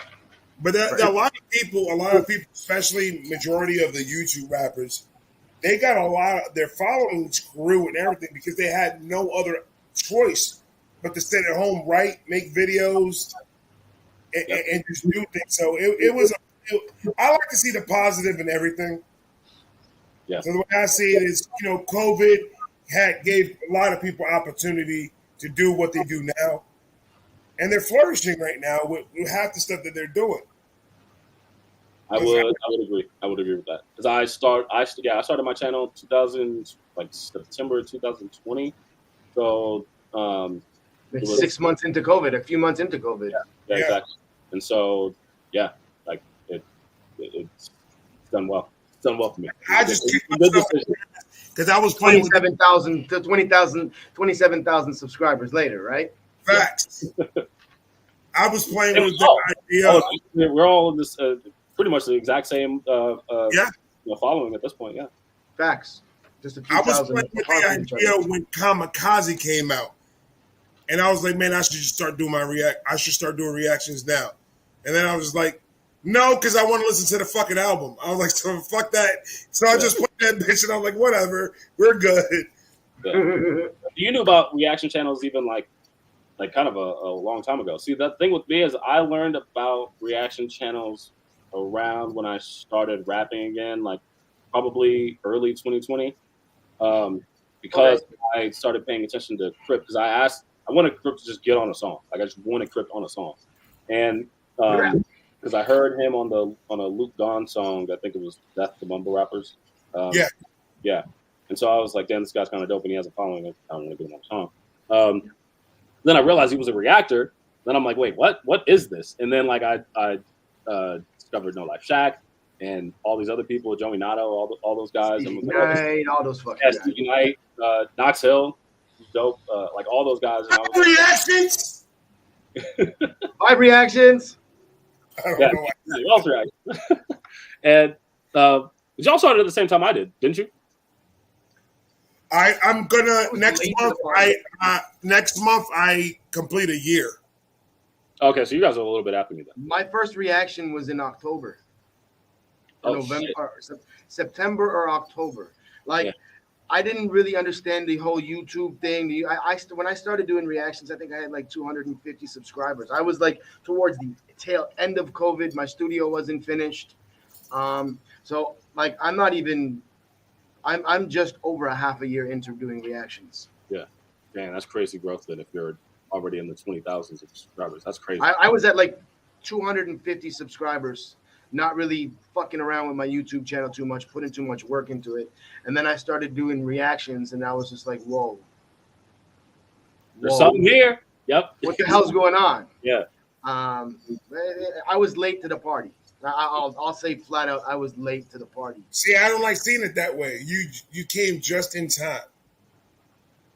At the end of the day, whatever, timing is everything. But as far as like getting the growth and getting having people at home because of COVID being more engrossed in YouTube than they normally were, if I would have started 6 months or a year sooner, I like to look at it that I probably would be in the 50, 60,000 subscriber range, just from where I am and where the channel's grown in like 6 or 7 months. Big Kahuna, the Godfather, the plug is in the house. He's got a question. He's asking Austin, is it hard to juggle video reactions while also promoting your music, or do you find that it works well together? No, it's not super difficult once you understand like kind of how to do it. Because with me, I'm a rapper first. So, and I had a following on Spotify and on Instagram before I did YouTube. So, did reactions. So like it was, I knew what I was doing at least on that front before doing reactions. And I think, and that might be that's a unique, I think a unique approach. I think a lot of these reactors that also rap, they kind of started at the same time almost. It seems like to me. And so I knew what I was doing on that part. With YouTube reactions, it was a lot of trial and error. Just trying to figure out like how to do an intro. My intros used to be way too long, and trying to figure out figuring out like the perfect time to stop. It's real like reactions. Like it looks like it's easy, but it's actually like it can be pretty difficult if you want to do it well, right? Yes. And honestly, if you're at least with reaction channels, if you're reacting to the right stuff, all of that stuff is gonna promote itself. I don't have to pay for ads for my YouTube. No, facts, 100%. I completely agree. So all of my promotion, like all of my marketing, like I guess efforts go towards just my actual music, and my YouTube is a part of the marketing in my like that's how I look at it. I'm hoping that some people who watch my reactions, they listen to me and they're like, oh, he sounds like he knows what he's talking about. Let's listen to his music to see if there's a correlation there, and then hopefully they like it from there. And I just like reactions though. But yeah, so no, the doing both is not difficult. Kahuna's got another question here. Can we also break down Come Around, very underrated track? Absolutely. Austin Simmon, Michael Bars, and High Res, Come Around. That's the song he's talking about? I think that was my favorite reaction that I've done. Your favorite? Dang, let's go. Let's go. Because it was, I like reacting to new people. And I know Michael Bars. So to hear my homie. Yo, that, Michael Bars is my homie. I enjoyed it. I need to shout out Michael Bars real quick. Because, and I'm actually pretty sure that Big Kahuna is the person that set that up. Like me and him. Probably was. Yeah, so like Michael Bars is one of the nicest people I've ever met. Like he's just a good person. Like he's just a good person. Truly genuine. Yeah, so I have a song that he like. That's his track that that I did for him. It's not out yet, but hopefully it comes out soon. And then he did one for me. He's very very professional and can rap his ass off. Facts. And I was talking to him about doing a song before he did the song with Easy Mill. So once he got the song with Easy Mill, I was like, okay, yeah. See, this is just an example of just good karma. Like this is when good people reap the benefits of being a good person. In my opinion, I got. Yeah, so we definitely gonna do this song. With the artists that are on this track, I don't get why it doesn't have more views. Just looking at the views, I'm gonna post the link in the chat in a second. Let's pull this up. This is Austin Simmon, Michael Bars, and High Res. Come around.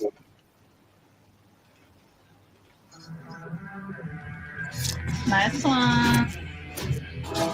You get YouTube Prime already, bro. I have it. I have 3 accounts opened up here. It's just not on this account. Okay.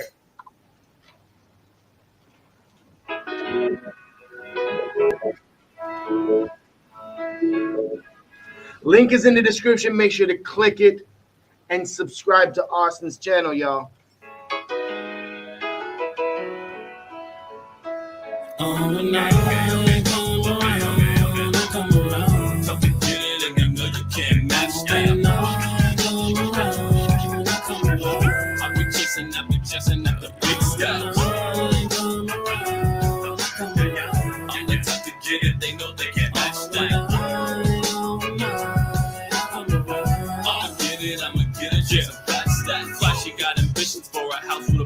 And got diamonds on my mind like I'm playing the sim. And you saw haters vanquish when they came with the kid. I start blazing flames on stage when I start raging the bid. It's easy, I slay villains, cause what I'm spilling is venomous. And still the willingness to keep it real, I feel you feeling it. And doubt is mad cause they see me diligent. I cruise on them like Tom when impossible is the mission. It's Austin, should I do a slew of bars and see you turning to a snake like that dude Jafar. So step away. I like this flow. It's easy for you to catch the cadence and the punch. Like your cadence is in your delivery here. It's easy to catch the punches and what you're saying. Thank you. Like Tom when impossible is the mission. It's Austin, should I do a slew of bars and see you turning to a snake like that dude Jafar. So step away from my money, yo, my crew is hard. See, we all about Kareem like Abdul Jabbar. Let's get it. No time for child's play, yo, I'm past that. The only real focus is searching for where to cash it. We know I'm a hero on the scene, increasing Cino. See though that I'm flaming hot like a Latino's favorite Cheeto. I love that shit. See, this is why it's one of my favorite reactions. The beat and the flow that everyone does on it, it's so smooth. Yes, like it's not overbearing in the ears when you're listening to it. It's smooth, and you guys are blending it together with your verse structure. It's just it's fire. I like it. Yeah, when I heard the beat for the first time, I was like, yeah, dude, this beat is incredible. Like I have to do something with this because this is just it just feels it's good. A happy beat. It's just a vibe. Yeah. A positive, happy vibe. Yeah. See though that I'm flaming hot like a Latino's favorite Cheeto.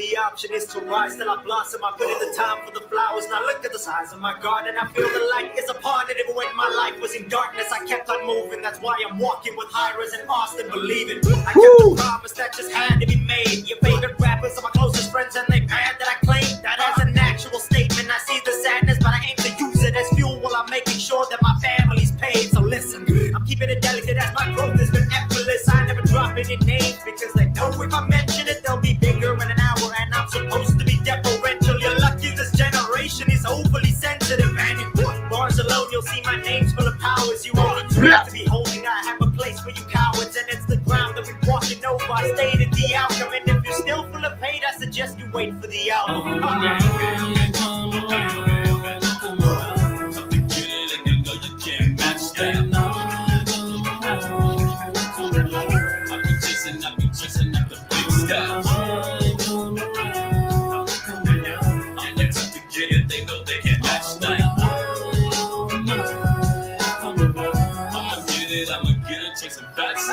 I'm getting fat stacks, niggas getting packed.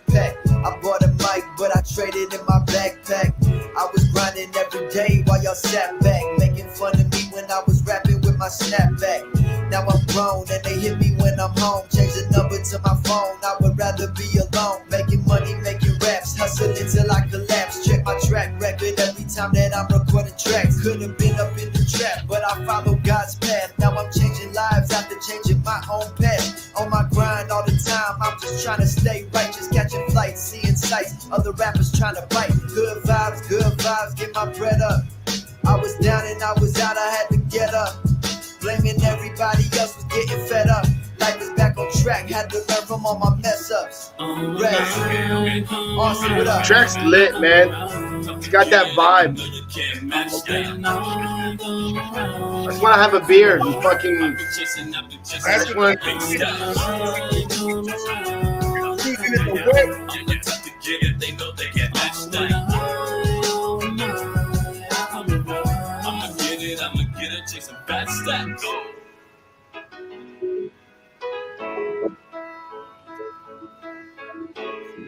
It's that beat is so fucking insane. I love that fucking beat, man. Yeah, this beat is it's fire. got that, like, you want to cruise in your fucking whip or just fucking just chill on the fucking in a cabana by the fucking pool and have a beer. Like, it's got that fucking summer vibe to it. It's got that bop. Exactly. Kahuna said it right on. It's got that like beach party vibe.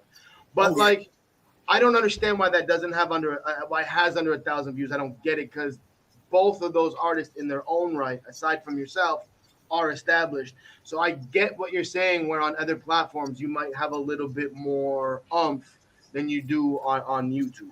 Like on Spotify, I can sort of see that now. I get it. It's doing pretty well. So like it's on my top 5. It's definitely on. It's on Michael Barr's top 5 songs on his. Yeah, it's over 10. Well, it has over 10,000 plays, and so pretty sure it's pushing 20.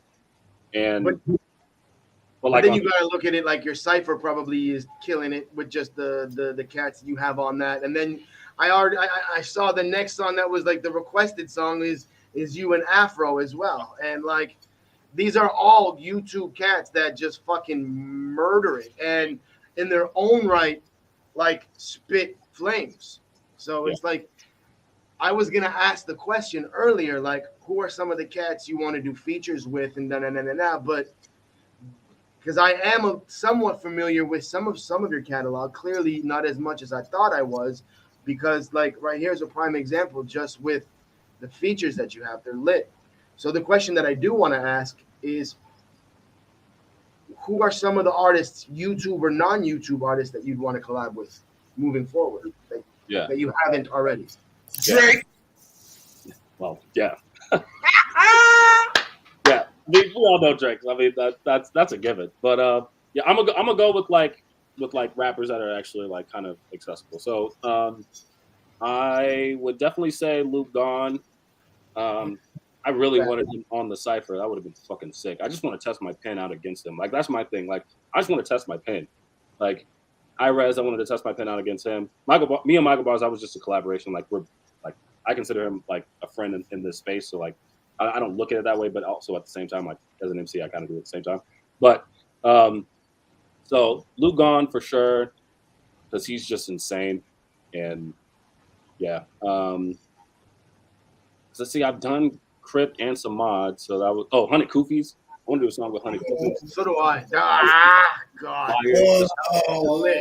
just punchlines. I just want to. You know, he's just gonna come with the grizzy bars. Like it's the grizzy bars. It's the boom bap grizzy bars. Yep, exactly. Just get a nice boom bap beat and just fucking spaz. That would be fucking sick. That'd be so fucking sick. Let's see, who else would I want to do? There's a couple people that are like outside of like the YouTube space, but like that are decently big on Spotify. Like, let me think. Like I did one with DJ Hoppa, and he was on Funk Volume at one point. So Hobson is a big one to me too, and Dizzy Wright, both of them. I would do a song with him. You could do a track with Logic for real though. Yeah, Logic would be nice. Bro. That'd I mean, as long as he actually comes with it, not like he came with it on the Eminem song. As long as that's the case, I guess that'd be fire. Then Jay would be fire. That would be fucking sick. Oh, you know what? Okay, there's another rapper who I really want to do a song with. I'm just waiting for the right song. I don't know if you guys know who Cryptic Wisdom is. He has a couple songs with Vin J. Cryptic Wisdom has a couple songs with Vin J. Yes, I know him through Vin J. Yeah, actually, he's actually from Arizona, and so he's another Arizona rapper I forgot to mention. But man, I want to do a song with him so bad. But it would have to be like an introspective song because that's the type of shit that he does. Right. So yeah, and then Tech Nine is like a big one too for me. Tech Nine, oh my god. Now the thing with me is like I don't usually rap fast. That's not my. I feel like every rapper has like a comfortable pocket that they rap in. Like obviously Luke Don, Crypt, and Tech Nine, their pocket is probably maybe lower than 160 BPMs, so they can rap fast, put as much words as they possibly can in a bar. Mine is more like 80, that boom bap shit. I feel like Shakes, you're probably in the same boat. We probably have the same pocket. I dabble with the double time and I play around with it, but like my bread and butter is like something between like the mid 80s to mid 90s. Like that tempo is like my bread and butter. Like when I'm like just because sometimes I'll just write naturally, it'll be in like a 90 BPM. Yeah, exactly. Yeah. But with Tech Nine, I would want to test out like if I can exactly. For sure. But like spitters, if Tech isn't somewhere on that list somewhere, you need to reevaluate that list of people you want to work with. That's just my opinion. Ghost Roblox is asking a question. He's like, will you make CDs for your music as well? CDs. I mean, yeah. I mean, because I've seen because I saw like King Blitz. He's done CDs, and those did well. So yeah, you just make a small run of them. You print off a couple hundred, and you make them available only on like certain avenues where they can get it, whether it's a merch store or something like that. And you do a limited run and see how they do. This way, you're not stuck with like your basement doesn't have like 10,000 CDs on it because they didn't sell. I buy one. You would or you wouldn't? Would or you wouldn't? I will buy one. Is the only thing is I ain't got a CD player in my car. It's all Bluetooth. You don't buy them to play them. You buy them to just keep it. Yeah, just to support. I mean, I get it. I definitely get it. And like I know there's multiple artists who I've seen have done it. I know Tom McDonald's done it. He's probably made $1 million off of that shit because his fans are ridiculous. His fans stupid. Yeah, his fan base is insane. I know this dude Kasky. He's done it before. I watched the interview with him where he said he made $100,000 in like a couple of weeks doing that. Insane. And I'm sure King Blitz has made a decent amount of money doing that. So I mean, I'm not opposed to it. I just sometimes I like underestimate my fan base. I could do this.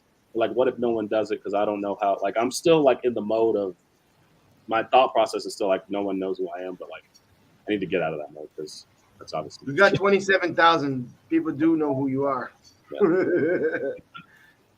Yeah. Jet's got a pretty cool question. He's like, Austin, have you? I'm sorry, Shakes. I'm sorry. I apologize. He asked that question, and I was going back to all our interviews. That question has never been brought up. And we've had spitters in the house, so that's Hats off, literal hats off to you there, Jet. Hey, I've written songs for like singers. I've never written a song for a rapper. But I've written a couple songs for like R&B artists. because like my singing hooks, I take a lot of pride in. Like that's literally the first thing I think of when I make a song. Like, and to me, if a hook's not good, then the song you're gonna have a hard time making the song good. Like the bars better be on point and the beat better be great. Or if the hook's not good. Yeah, and so. So with that being said, yeah. So I've had some people like hit me up and have been like, "Yo, can you write this for me? Because I need help with this melody." I'm like, "Yeah, I got you." Yeah. There was one track that you did. I forgot the name of it. I listened to it like about a day or two ago. You had it was a singing hook that you did, and I was just like, "Yo, I know this motherfucker can sing. God damn!" Like it's all auto-tune. It's all auto-tune. It still sounded good. Yeah, I just don't want people to get the impression that I can sing. I don't want people coming up to me like just in person to be like, "Yo, you should sing." You don't want people DMing you saying, "Yo, what's your price on an R&B hook? What's your price on an R&B hook?" I've had that. I've had that happen before. Like someone has been like, can you do this feature with me, but can you sing? And they wanted me to do a hook and a verse. So I did the hook where I'm singing, and then I did the verse where I'm rapping, and they were like, "Well, I wanted you to sing about the entire thing." I'm like, "Dude, I'm not a singer. Like, I can't. I'm not doing that." Oh, they wanted you just to sing on the track. Yeah. And I took it. I didn't realize that that's what he wanted, but yeah. I think you can. I mean, never say can't, Austin. You're right. You're right. Power of positive thinking. Yeah, power of positive thinking. You got to, because in this world that we living in, bro, there's so much negativity that it's in your face 24/7. If you start falling into that negative fucking mind frame, it's gonna suck you in. Especially like now, because everybody has access to the internet and everybody can voice their opinion, and for better or for worse. So you get access to a lot of negative information. You're right, or negative thoughts. Yeah, you're right. You're not wrong. Now, where did you go on your cruise in that video? We went to Cabo and is it I don't know how to, is it Ensenada or Ensenada? I don't know how to. Enchilada? Ensenada? I don't know how to say the I know nada. Okay. I think it's Ensenada.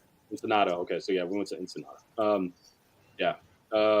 I've had a better time on the boat than I did in those two places. See, I hear that. So you said you went to Cabo? Yeah. Did you try the Cabos? I have to ask this. It's called. What's it called? Cabo has their own tequila, their own special tequila. It's delicious. Dang, I had a margarita, so maybe they put it in there. The margarita was pretty fucking good, not gonna lie. But yeah, I didn't have like a Cabo exclusive tequila. I wish I did. I wish I knew that about that. It's called Cabo Wabo or something like that. This shit is like, I'm a tequila dude, and this is like the best tequila I've ever had in my life. And I'm not really a tequila guy unless I'm drinking a margarita. I love margarita. I love margaritas, bro. Like, we went to, me and my wife and the kids, we went on vacation to Orlando, and we went to it's called Volcano Bay. Yeah. So I got my wife. My wife doesn't drink, by the way. Okay. So when I went to go get the drinks and the little tiki thing that they had there, I said, "Let me get a margarita and make it a double." Okay. Boy, she drank that shit. When I tell you, this woman was dancing in the beach. She was feeling good. Yeah. I went back and got another. I was like, "Here you go." Keep on drinking. It's vacation for a reason. The reason why I asked you is because we have plans going. I think maybe July, August. Yeah. We with the moving, because we moved to our house and everything that's going on. We got married and we never had the opportunity to take a honeymoon. Mm-hmm. So we're thinking about doing that. We're planning it now, and I just wanted to see where it was at, because everybody's telling me take a cruise. It's dope. It's fun. It was fucking sick. Like it was dope as hell. And like, first of all, there was just a whole bunch of stuff to do. Like, there's a whole bunch of shit to do. I had unlimited drinks. Can't go wrong there. And but then also just the fact that I was able to take 5 days and just not worry about anything. Like nothing. I was just on the cruise. That was probably the best. Like that concept was probably the best thing about it. Just the fact that I could just be and not have to worry about anything in life. I'm just chilling and drinking. Right. Yeah. I mean, you did do the music video. I did do the music video. That's true. I was working a little bit. Yeah. So it kind of came into your little vacation a little bit. You're right. That is true. But it was dope, though. I always liked that concept. When I started watching your videos and started watching your reactions and started watching your music videos especially, I'm just like, dude, that's like the dopest concept I've ever seen in my whole entire fucking life. It was just like dope as fuck. Like, because it lets you know the person more, the rapper. It makes you know the rapper more than anything else if you're just doing your daily thing or whatever it is that you're doing, chilling with with your people on the cruise, working on a car, and just rapping. I was like, yo, that's the dopest shit in the fucking world. I think it's smart because you're taking advantage of like dope ass scenery, and you don't have to pay per location because like you're already there. I'm already there. I don't spend money on my videos at all. I mean, because it's literally just life. And my thought process is just as long as it looks good to whoever's watching it and it's semi-entertaining or just entertaining in general, then we're good. And the thing is, I mean, this podcast has let me know that it's working because I didn't know. I was literally like, man, I really hope that like people are at least semi-enjoying the visuals. Well, it's only coming from me and Shakes, but that was the first thing that I wanted to tell you. Is those videos? It was just like it was new. It was something new. I react to a lot of shit and a lot of videos and a lot of people, and that was completely brand new to me. I was just like, yo, this dude is literally. It threw me off when you were working on your car and rapping. I was like, this man's doing a tune-up and rapping. That's crazy. Yeah. It was cool. Yeah. And so like, exactly. So now I know that I can keep doing this because I would keep going with it, bro. That to me, that's dope. That is just dope as shit ever. Shakes, you should do that. Do what? Do it, Shakes. Do it. See, the thing is like, if you're gonna shoot a music video in North America versus like here where I am, as far as budget goes, they don't really cost very much out here. Like, I think the most I've spent on a music video since I moved to the Philippines is like $300. Oh, okay. So you could do a really nice. This is like drones. This is like but cameras. Austin paid for his videos. Fucking nothing. Oh, he spent $1,200 for the iPhone. True. You're gonna spend $1,200 on that iPhone, no matter what. I'm just at the end of the day, it doesn't matter as long as your camera is good, your scene selection is good, and your shot angles are good. It don't matter if you're shooting on a cell phone. It don't matter if you're shooting on doesn't matter what you're shooting on, as long as you got a high res camera and your shot selection and scene selection and camera angles are good and the lighting is okay, you're good to go. Yeah, and and I've learned that over time because it's like, especially now, like iPhones are insane with their camera quality now. I mean, you can get like 4K. There are some high quality cameras that like they're older that don't have that. So like that's So I was using that. I remember when I was I think it was 2 birthdays ago. I had just bought one of the newer iPhones at the time, and I wanted a camera for my birthday. But then, like when I got you realize the quality, you're just like, nah, I'm good. I don't need this camera now. Just don't. Yeah, don't. Fact. Fact. Like I just bought, and I'm an Android dude, but I bought an iPhone specifically for the camera. I have an iPhone specifically for the camera because the cameras are lit. So Vibe, when you say Shakes, you should do that. I will. I don't have a phone. My wife and both my kids got iPhones. I'm an Android guy until the day I die. I just fuck with it. I mean, my camera's not that bad. I take my thumbnails with my camera. I'm good. Oh, nice. Yeah. I mean, it's not. We got one of your brothers here. We got the Straw Hat Boys. Let's go. What is popping? Hey, yep. That's grind time. So that's the other guy that I do like the nerdcore songs with. That's okay. Yeah, that's him.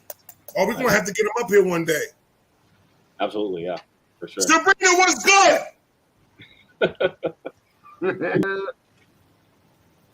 Yeah. So what I was gonna say though, real quick, is so if there's any like artists in the chat, like if you have an iPhone, like you really don't have to buy you don't have to buy a super nice camera. I record all of my reactions on my iPhone and just airdrop it right to my computer, and then we're good to go. Are you shitting me? Yeah, all of it. Like my iPhone has made me so much money. Like, I'm gonna be honest. Like that does. Yeah. There's a lot of people that do that with their cameras. That they position their celly, shoot it on their celly, drag, drop it, and you're good. My first 20 reaction was on my cell phone. Yeah, see, I still do that shit. I don't think I'm ever gonna stop because I'm just used to it. I'm used to this process, and I like the quality of it. And I've seen your reactions. Your quality is crazy. Yeah, the only thing I don't know how to do, and actually, shit, I could learn this right now because so I also like record the audio through the iPhone. I don't know how to get it to where like the audio like sounds like the actual audio from the song, if that makes sense. Like, yeah, I don't know how to describe this, but like there's some like I'll watch reactions. And I'm like, how does he make that song sound like the actual recording of the song?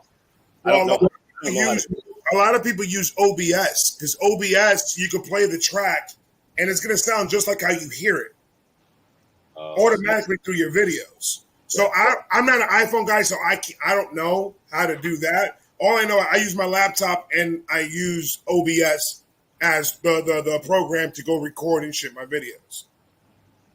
Okay, you use OBS. Okay, I'm gonna have to look into that. Because so if you pay that much money, you should be able to download OBS and use it like a fucking laptop. Yeah, I should. That's like the only like criticism I get now from the reactions now is like that because I just recorded on my phone the whole thing. Like basically, I do what Screw does. Screw does the same thing. Screw and Monthly Profit, they both kind of do it the same way. And I think the Law Twins too. I think we all have the same like kind of quality. But I want it to sound. Now I want it to kind of sound like it's the actual song.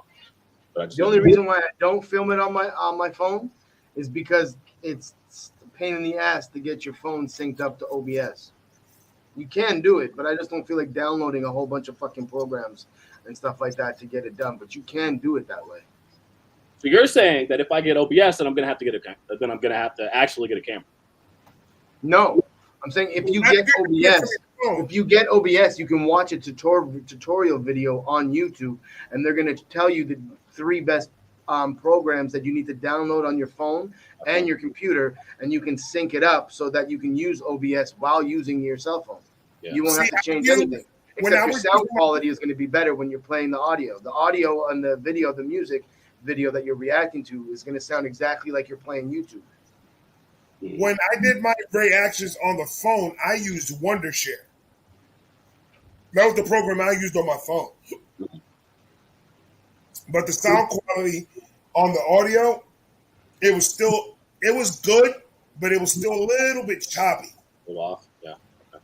So then that's why I was like, you know what, fuck it. I took my credit card, went to Best Buy, got a fucking laptop, got a camera, got a mic, and I was like, fuck, I'll just do it in the garage. I'm good. That's lit. No, but there's programs you can use where you can still like use OBS and your cell phone, and you don't have to change anything, and you don't have to do anything. And you can still do it the same way you do it now. Now, where are you trying to take this reaction stuff to? I mean, I'm trying to get to the point where it's like, wow, he's he's huge in music and huge as a reactor. Like, I want both of those things to be kind of simultaneous. Because I mean, for me, like, it's all brand building at the end of the day. I guess I'm a rapper first, but I do like the fact that I have a platform with reacting, and I enjoy it. And so, right now they're both equal. Like, I'm like, I want to be a big reactor and I want to be a huge rapper at the same time. Kind of like. I mean, I guess the best example of this would be either Crypt or Noxil or Screwface. I feel like they're all like, if you do a song with any of them, that's a big fucking deal. And so, Yeah, and so Yep. that's kind of where I want to take it. I look at them and I'm like, yeah, I want to be like that. Like, they're I can inspirational. kind of hear you and Screw on a track though, because I fuck with Screw's music heavy. Yeah, you know what? You're not wrong though. Like Screw's music is fucking fire. And look, I wasn't like around. I don't know anything about like that specific like the I guess the YouTube beefs that he's been in like with other people. I don't know anything about that, but I just know that like I watch his reactions and he's fire and his music is when it's good, it's really good. Like Illy Mode is incredible. Oh, fire. It's fucking amazing. And then have you heard 313? With Danae. Yeah. I love that song. His delivery on that is insane. I was like, I'm gonna give you a tip. Okay. If you're gonna react to Upchurch, do not bring up face at all. Oh, okay. I fucked up and I said I did my first Upchurch reaction. Yeah. And I fucked up and I was like, I know of Upchurch because of the beef between him and Screw. Okay. And I was like, personally, I think Screw won. My comment section. Your comments out there is crazy. Dude, they threw rocks at me. They called me a Judas. Dang. They did. I was like, bro. I said I'm leaning towards Upchurch was okay. Yeah. I was leaning towards more Screw because he was talking the shit that I'm used to listening to. Yeah. Yeah. That's all that's in my opinion. Yeah. And see, I'm weird because I'll watch videos, especially like if it's a beef, like different, like I don't know, just records. I'll watch them out of order. Like I just don't care. So like I reacted to 2 of Upchurch's disses on Screw, and at the time like I didn't really like know Screw that well, but I had reacted to Upchurch quite a bit, and I was asked to do that, so I did it. And I was like, oh, I mean, these are pretty fire, but I'm gonna be neutral because I haven't heard Screw's part yet. But I like the disses that Upchurch did, and then I recently went to one that's the actual music video. He fucking snapped on that. I'm not listening to a lie. He fucking snapped on that bitch. I was like, damn, I should have done just a whole video of just back to back all of them. Right. I'm a weird ass nigga, so I like to do that. See, I asked them if they wanted me to do that, if they wanted me to go down that lane again and start reacting to the disses between him and Screw. And then I was like, I've already listened to them. Yeah. So I don't really want to go back down that same road and listen to the same shit all over again. It's just like me reacting to Eminem. It's just like, thank you. Yeah. Thanks. So don't mention. Yeah. I mean, yeah. If you're an Upchurch fan, it's pretty much a guarantee you don't like Screw. And like, I don't know. I mean, I like them both. I think they both can rap. So. I don't really mess with Screw too much. But I was born and raised around battle rap. I was born and raised around people that were just in the corner battle rapping. Yeah. So I'm gonna take it as I'm not saying that Upchurch is corn. No, Upchurch is fire. I like his music. Yeah. It's just in the battle. My opinion was Screw was talking his shit. Yeah. Like really talking his shit. So I was just like, I'm gonna have to give it a Screw. It is what it is. I just think they're both was dope. I love both of them. I'll listen to anybody's music. It don't matter who the fuck it is. As long as you're fire, I'm good. Yep. And for me, as long as you got bars, and I don't get blocked, I'm probably gonna react at some point to your shit. So yeah.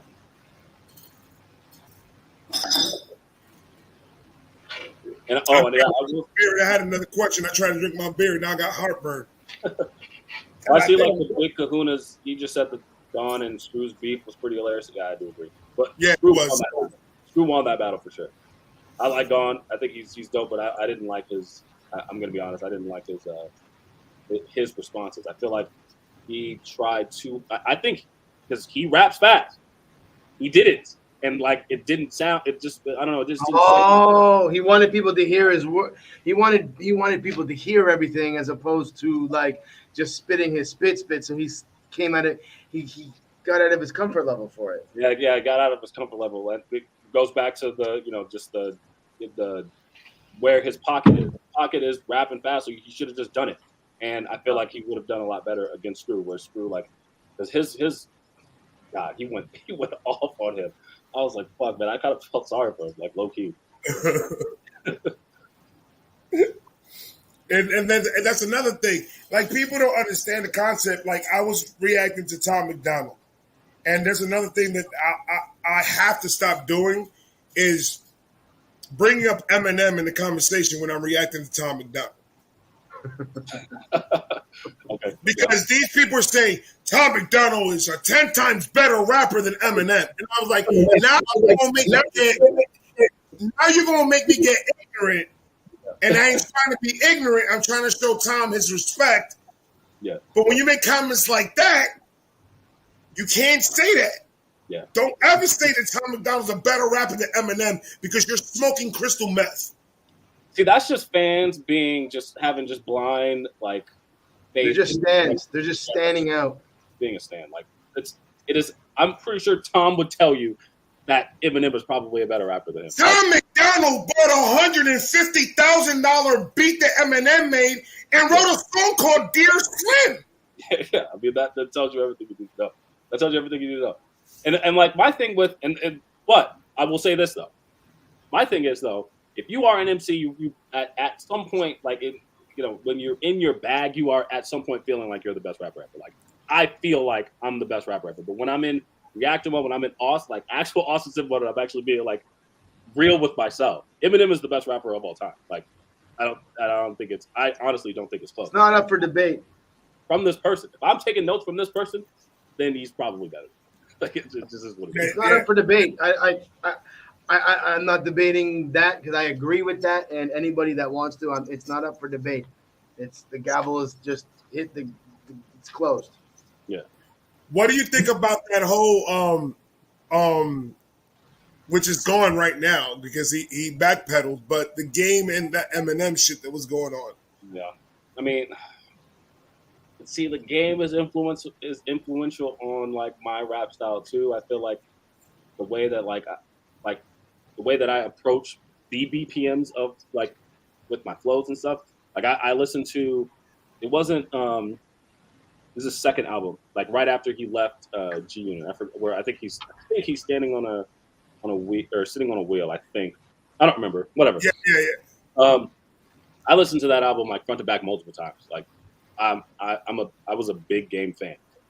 Like, he was wilding when he said the thing about Eminem, and it was obvious. It was obvious that he was doing that to hype up his album because there was no way. It's just straight clout chasing. Yep. Especially considering the fact that he's been quoted saying that he would never. The only rapper that he wouldn't diss is Eminem, and for good reason. He's quoted saying that. So I was. But a lot of people are also bringing up the thing that Eminem never really battled a rapper. So their fight is Eminem. He's beaten Ja Rule, he's beaten Benzino, he's beaten MGK. But has he gone against a rapper? I think that Eminem killed these people so easy because it was so easy to kill them. Yeah. If the game comes out, because I'm a Game fan. Don't get me wrong. The Game could fucking rap. He can rap. All you doing is making Eminem go fucking nuts with that pen. Yeah. I mean, look, I think that, well, first, I don't agree, though, with the sentiment that Eminem has never faced, like, a rapper. First of all, I've heard some of Ja Rule's more harder songs. He can kind of rap. Like, he's not trash. Ja Rule's not trash. But MGK can actually rap.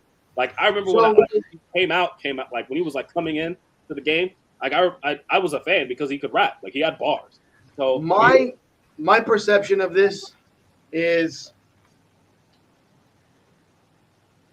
I don't think the Game at this point in his career could do anything or say anything to get Eminem to write a verse back at him.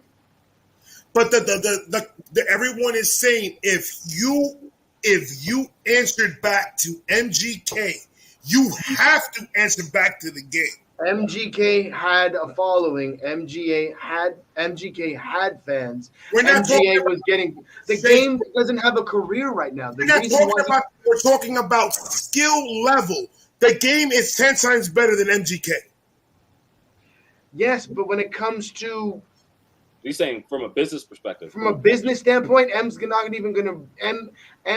even gonna look at it twice. 10 years ago, if the game dropped the diss track, M's responding. Now M ain't responding. Eminem is going to respond to anybody that talks shit to him, especially if you bring up Haley.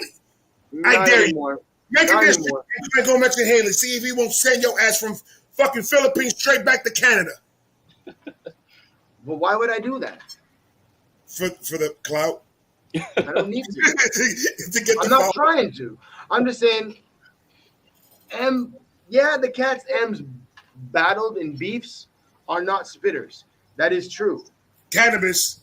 Because the spitters, but Cannabis lost to LL. Like, but that was LL, bro. LL is a spitter too, though. You got to give him his props, so he can rap. Yeah, I need to stop listening to Mama Said to Knock You Out and think that's the only song that LL Cool J got. That man can rap. He's a legend. I'm not saying he can't. I never said that. I never said that. I'm not saying you. I'm just saying other people that bring out that. Yeah. Thing is rappers. MG can't rap though. Like, just go back to the old song. Spitters know better.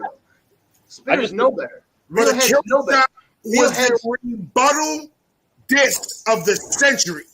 Every line that Eminem did on Kill Shot was a rebuttal to everything MGK said. Yeah, Eminem approached that perfectly, and I did a reaction to both. I did them right back to back. That's like one of that reaction has over 100,000 plays. But talking shit, Austin, but no, like there was like he addressed everything that MGK said. And I remember on that reaction, I said MGK's diss was a better song because there was a hook, the beat was fire, but like it's a diss record, and so we're looking for bars. We're looking for like the disrespect. Rappers know better not to fuck with M. Yeah. Spitters know better not to mess with M. Yeah, they haven't. Because the game is trying to, because the game wants views, and the game's trying to chase clout. He's trying to come back to the game. He's got an album coming out. He was like, who should I go at so I can get some fame? Oh, the white boy. I dare you. I triple dog dare you. I'll quadruple dog dare you to go after Eminem because he's not going to go. You're going to go triple styrofoam if you go at Eminem to go sell your album. I mean, yeah, I hope he responds. Look, I'm all for beat. Like I'm not one of those niggas that are like, oh, we should all love each other. I don't like. I'm not about that. Like this Austin, you just became my best friend because I'm tired of hearing that shit of people saying, "Why are you guys beefing?" And why? Shut up. Yeah, part of the game. It's been in the game since the 80s. It's part of the game. Like this is a blood sport, low key. Like we're trying to go, we go at it. This is what this is all about. Facts. So for me, whenever I want the game to, I was excited. I was like, oh, please this nigga, so that Eminem could go at it. Like I want it so bad, but I don't know. And I made a comment to somebody because somebody made a comment saying what I said earlier. Oh, Eminem has never really gone at an actual spitter like the game before on like a track for track beef. He was like, so how do you think? And then I responded like, if you think that Eminem is not going to sit down and write to the nigga, he was in fucking G Unit. G Unit was under Aftermath. Aftermath is shady. He knows everything that he needs to know about the game to write a fucking diss track. Yeah, because now he can go personal if he really wants to, and he'll do it in a way that's just if M won't respond, I'll put money on that. I'll put $100 on it. Says M won't respond. I'll match 100. I will match 100. It's a bet. It's a verbal. I'll put money on it. And the reason why is I don't think the game's going to end up dropping anything. I don't think the game's actually. And you know why I took that bet? Because the game just put an interview out saying I never said that. Oh God. Okay. That's what he's backpedaling to what he said on Drink Champs. I didn't know that. I'm just saying the game knows better because M knows personal shit from everything, like everything. So the second it's time for him to respond, the game's career is pretty much already gone. It takes one phone It's call. over. It's over. Like the dude's gonna be using food stamps. If he drops just tech to M and M responds, the dude's gonna be literally using food stamps in the next couple years. It would be okay. But I would like. I would like to. I think Austin should go and do a diss track to the game and get this shit started. Who? You? Me? You should just them. Yeah, I don't know about that. I mean, now, do you watch battle rap? Do you even tap into battle rap now? Kind of. I like Arsenal. Arsenal's probably my favorite. Arsenal's fire. Well, he says some shit where I'm like, damn, I'm surprised no one's punched him in the face. But I like that. I like that he'll go there. That disrespect shit is crazy. No, they really do go there. I'm like, fuck, man, that's like I can't believe you just said that to this man in his face. But yeah, no, I love it. I love it. I'm so addicted to battle rap, bro. Every time I watch it, I'm like, man, I wish I was a fucking rapper.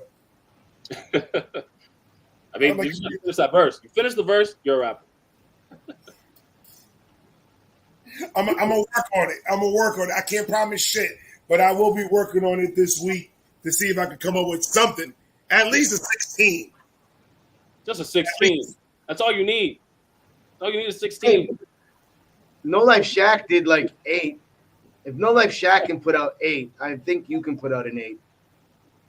If No Life Shaq can put out an 8, you can put out an 8. You have to understand something. I'm funnier and I'm better than No Life Shaq. So I'm gonna do a 16. So then you can. Oh, that's a verbal. That's a verbal. You know where you heard it first. He said it. Yeah, the camera's recording there, Ray. We got it. Like, this is live. Like people heard that. It's a fucking like we're waiting now. I haven't even rolled that yet. Calm down. I got it. And watch me. My dumb ass is gonna go back to an old Eminem remix that nobody heard, and I'm just gonna take that shit. You're gonna go type in Eminem Lyricist Lounge and just be like, hold on. What did he say here? What did he say here? What did he say there? You're just gonna take random lines and put them together. I'm not you guys, so like I don't know how to rap on a beat, so it's gonna take a while before it comes out. But I am gonna work on it, and I am gonna come out with something. I would say the hardest thing about that I've learned, because I've worked with people now that have never rapped before. Like I've done songs with them just to just do it. The hardest thing that I've learned is the staying on beat. Like, and I didn't realize how much of a like difficult concept that is for people until like I started seeing other people do it. And like the writing, like you can get that down, but then once you like record, the staying on beat part is like that's probably the most important thing, low key. It's all about the bar pattern. That's just bar patterns and knowing your timing. Yeah, because that is I can tell a person who's been rapping for a long time and a person who hasn't just by the way that they have a like cadence, just by their cadence. You can automatically tell. So I'm working on it there. So we're gonna see, Ray. We're gonna have to close out the podcast because I'm gonna have to start writing right now. We got your pen and paper out. Already got it. Yeah, I'm ready. Because this is what I've been doing, and I don't know if this is the right way to do it. I've heard some rappers that they do it like this. I'll come up with like a double or like a just a bar, and I try to write to that bar, and I try to keep on doing that. So I have there's 5 pages of just random bars that I'm just putting down on that I'll get. Like the orange or something. It's not like simple 2-3 words, but it makes sense. And then I try to come up with something that will lead up to that. But it's just like, it's going to be all over the fucking place because I'm not going to be talking about just one thing. I'm like, it's sporadic. If it's a song where you're just talking shit, then which is a lot of rap songs, and it doesn't really matter where you go with it. I mean, in my opinion. I'm not a rapper, Austin. That's what I'm trying to tell you. You're about to learn right now. You're learning right now. So when you do this verse, it's gonna be fucking fire. Yeah. Man, you're friends with so many people that if you reached out to people and be like, yo, what do you think of this? What do you think of this? Everybody would help you. I'm gonna hit up Montana. I guarantee it.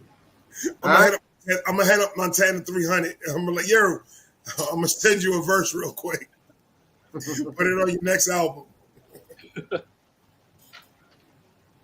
So when you do it, have you been getting a lot of acknowledgement from other like rappers that you react to and shit like that? Yeah, especially in nerdcore. I feel like nerdcore probably has like the most supportive and just I really like their fan base, but then also like the top guys there that everybody reacts to. They support people that support them like quite a bit. Like Daddy Fat Saps, who's pretty close. I would say he's probably pretty close to 1 million subscribers. He follows me on Twitter. A few of those guys do. High Res, he knows who I am. Hard Target, I don't know if you know who Hard Target is. I have his number. And in K47, I have his number.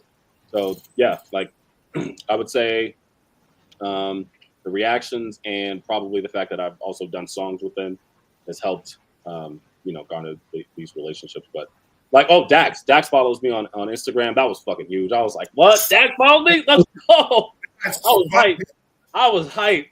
Oh man, that made my day. Yeah, no, that's the reaction. I did the alcohol one, and Dax commented and he said, yo, this reaction was dope. I almost quit my job that day. Oh man, fuck all this shit, man. I don't need to work here.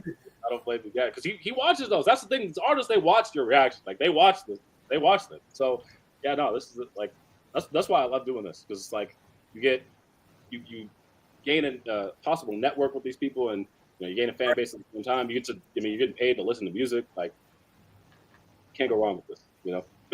It's dope. I fell in love with doing reactions, bro. I'm not stopping. I'm gonna keep on doing this shit to the day I die.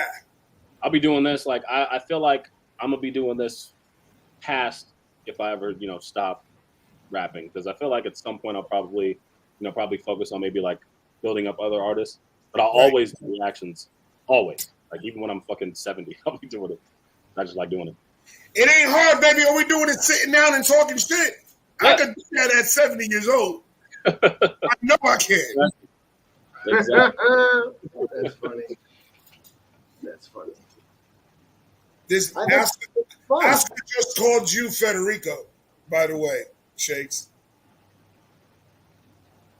Oscar literally just what's up, Federico and Ray?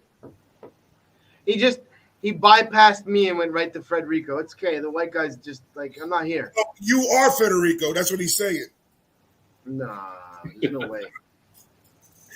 Have you done any Harry Mack reactions? I haven't seen it.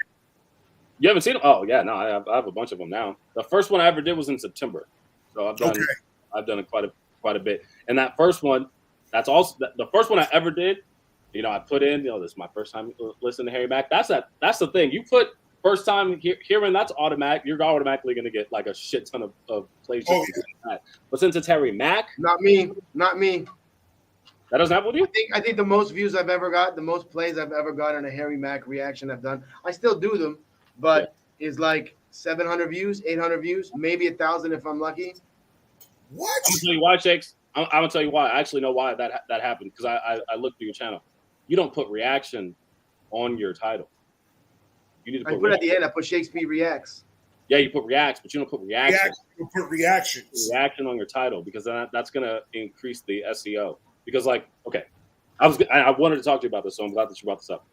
If someone types in Harry Mack reaction, because that's what most of them will type that in. That's what they're looking for. You like my shit's going to pop up because I wrote Harry. Like I have reaction on there somewhere where you don't have that. And so like if they type in Harry Mack, you're going to show up.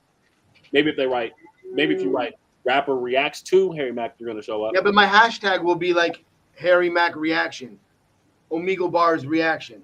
Yeah, but the title's Omegle Bars 50 reaction. So like the hashtags also help to get you pulled up in the algorithms as well, though.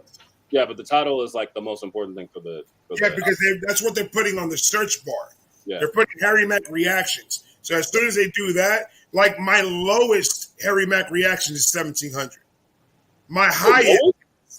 That's 1,700. Okay, I thought it said 17,000. I was like, your lowest is 17,000. No. My lowest is 1,700. My highest on Harry Mack, I think it was an Omegle bar, yeah. And it was at fucking like almost 20,000 views. Yeah. On that one. My first one. What do you think about Harry Mack? Like your honest fucking 110% opinion. I mean, he's dope. And I saw him I went to one of his performances, and it was insane. It was insane. I was like, how is he doing this? How is he doing it? Like, he's yeah. I've seen a lot of rappers freestyle. He is the best freestyle I've ever seen. That's a fact. So I try to go to the Tampa one because I'm in Florida, and he was performing in Tampa. No, what problem was when I looked it up, I went to Ticketmaster and everything to go buy the tickets for me and my wife. Yeah. The minute I went in there, that shit was sold the fuck out. Go to StubHub. Man. I'm a freestyler. I'm a freestyler before a rapper. I can I freestyle every day for an hour, 2 hours, every day since I was 16 years old. That's what I do. It's easier for me to freestyle shit than it is to write a verse. If you listen to Harry Mack 5 or 6 years ago, he had crutch words. He used the same word 3 or 4 times every 30 seconds. You're not going to be disrespecting the Mac, bro. I'll put your mic on timeout. I'll put you on mute. Harry Mack has gotten so good, and I say this in my reactions, at getting off the crutch words. He's not saying Harry Mack. He's not saying off the top as much as he was before. And you can't hate on Harry Mack because he's doing it off the top. He's doing it. He's freestyling it off the top. Like, yeah. You can't hate on it. If someone's gonna hate on him, they're just jealous. They're just mad. They're just like you. It's just like someone saying M sucks is the same way of saying Harry Mack sucks. You can't do that. Motherfuckers know not to say that shit in my page. I would like somebody to fuck up. Yes, Big Kahuna. I'm in his Discord, and I've been trying to get to that Harry Mack happy hour since I started reacting to this motherfucker. Yeah, I don't even know how you get that. Like, I don't know how to. You go to the Discord, and the Discord is going to be #happy hour. So it'll give you the rules and everything that you have to do in order to get to the happy hour. I think one of his followers, one of his moderators in the Discord said it's going to be kind of difficult for Harry Mack to invite you over to a happy hour when you're dissing everybody that is watching him react to him.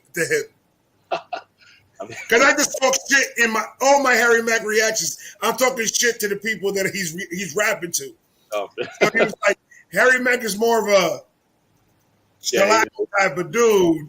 And I was like, well, now you're telling me not to be me, and I can't do that.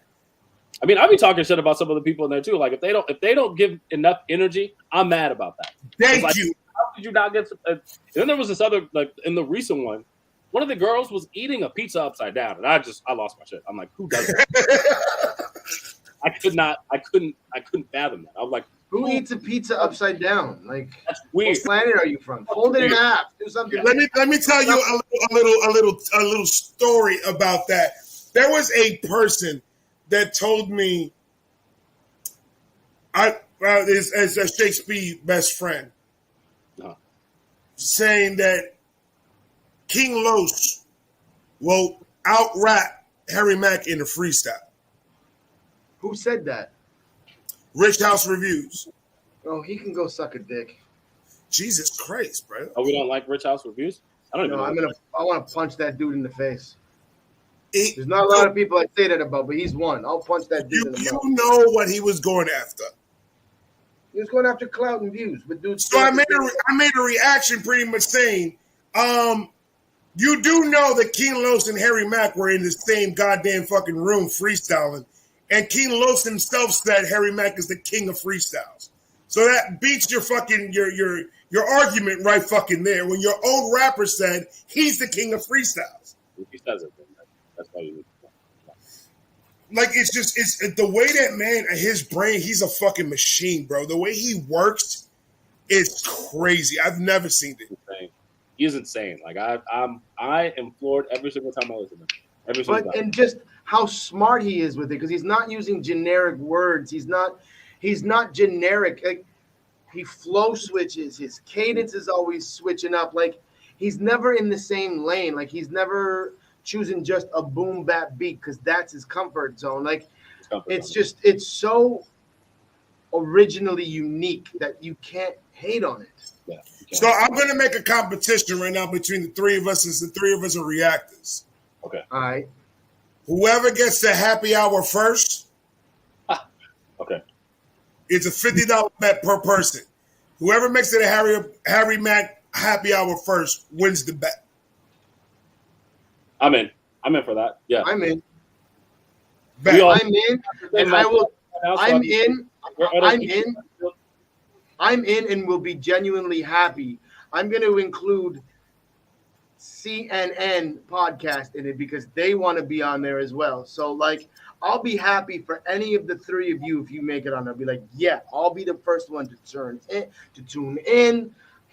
I'll dono in the comment. Like I'll be happy as fuck. That's so beautiful as long as you pay me my $50 fucking dollars, brother.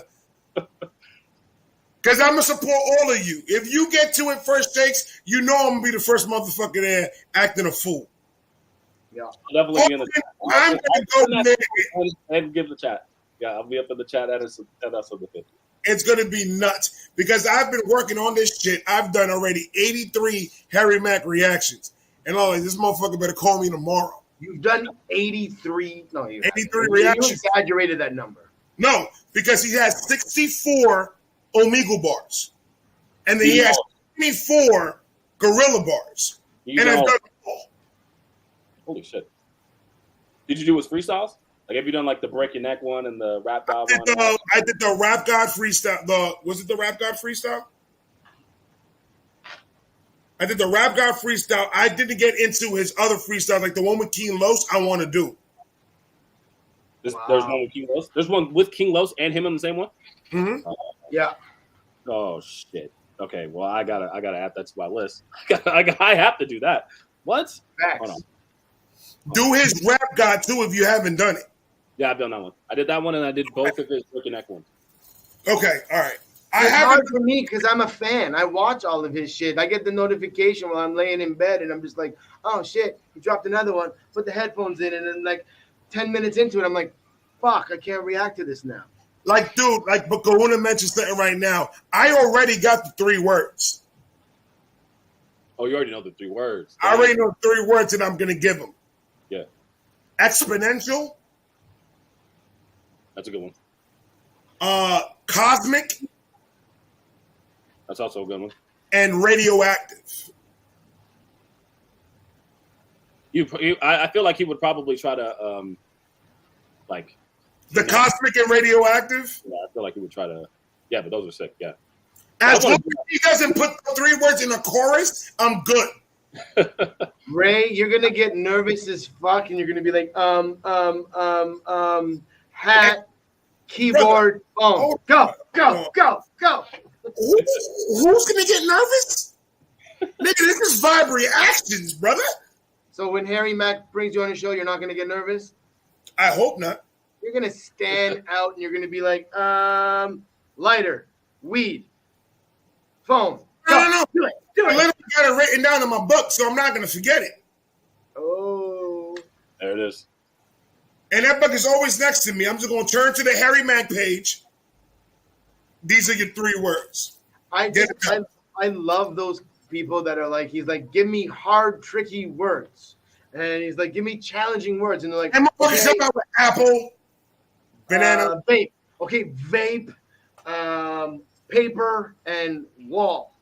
It's like, oh, I'm a rapper. I'm going to give you hard challenges. Like, weed, blunt, rap music. Go. Like, fuck, man. A lot of them do really give him, like, just words that are like, okay, like, anybody could do that. Like yeah. And he'll tell them, like, no, that's too easy. Stop. Like, you need to do something else. Well, I think it's dope when he tells them. he'll tell them to change the word, and he'll still use the original word that he used. Yes. Yeah. Every time he does that, I always say, I call it before he does it. I was like, if you motherfuckers think that he's not going to use that word, he's going to bring it in there. Yeah, but then you'll see them. They'll be like, okay, a challenging word.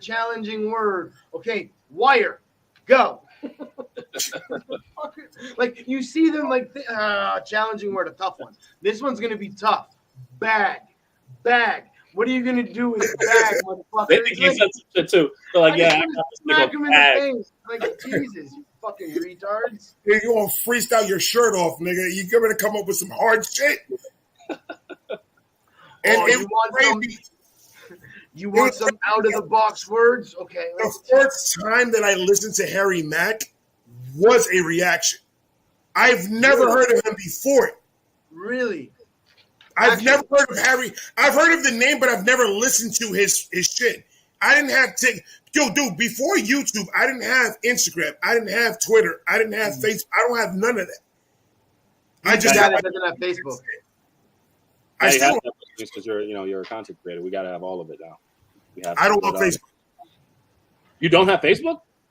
He's the guy. What? He's the guy. He's that guy. He's that guy that doesn't have Facebook.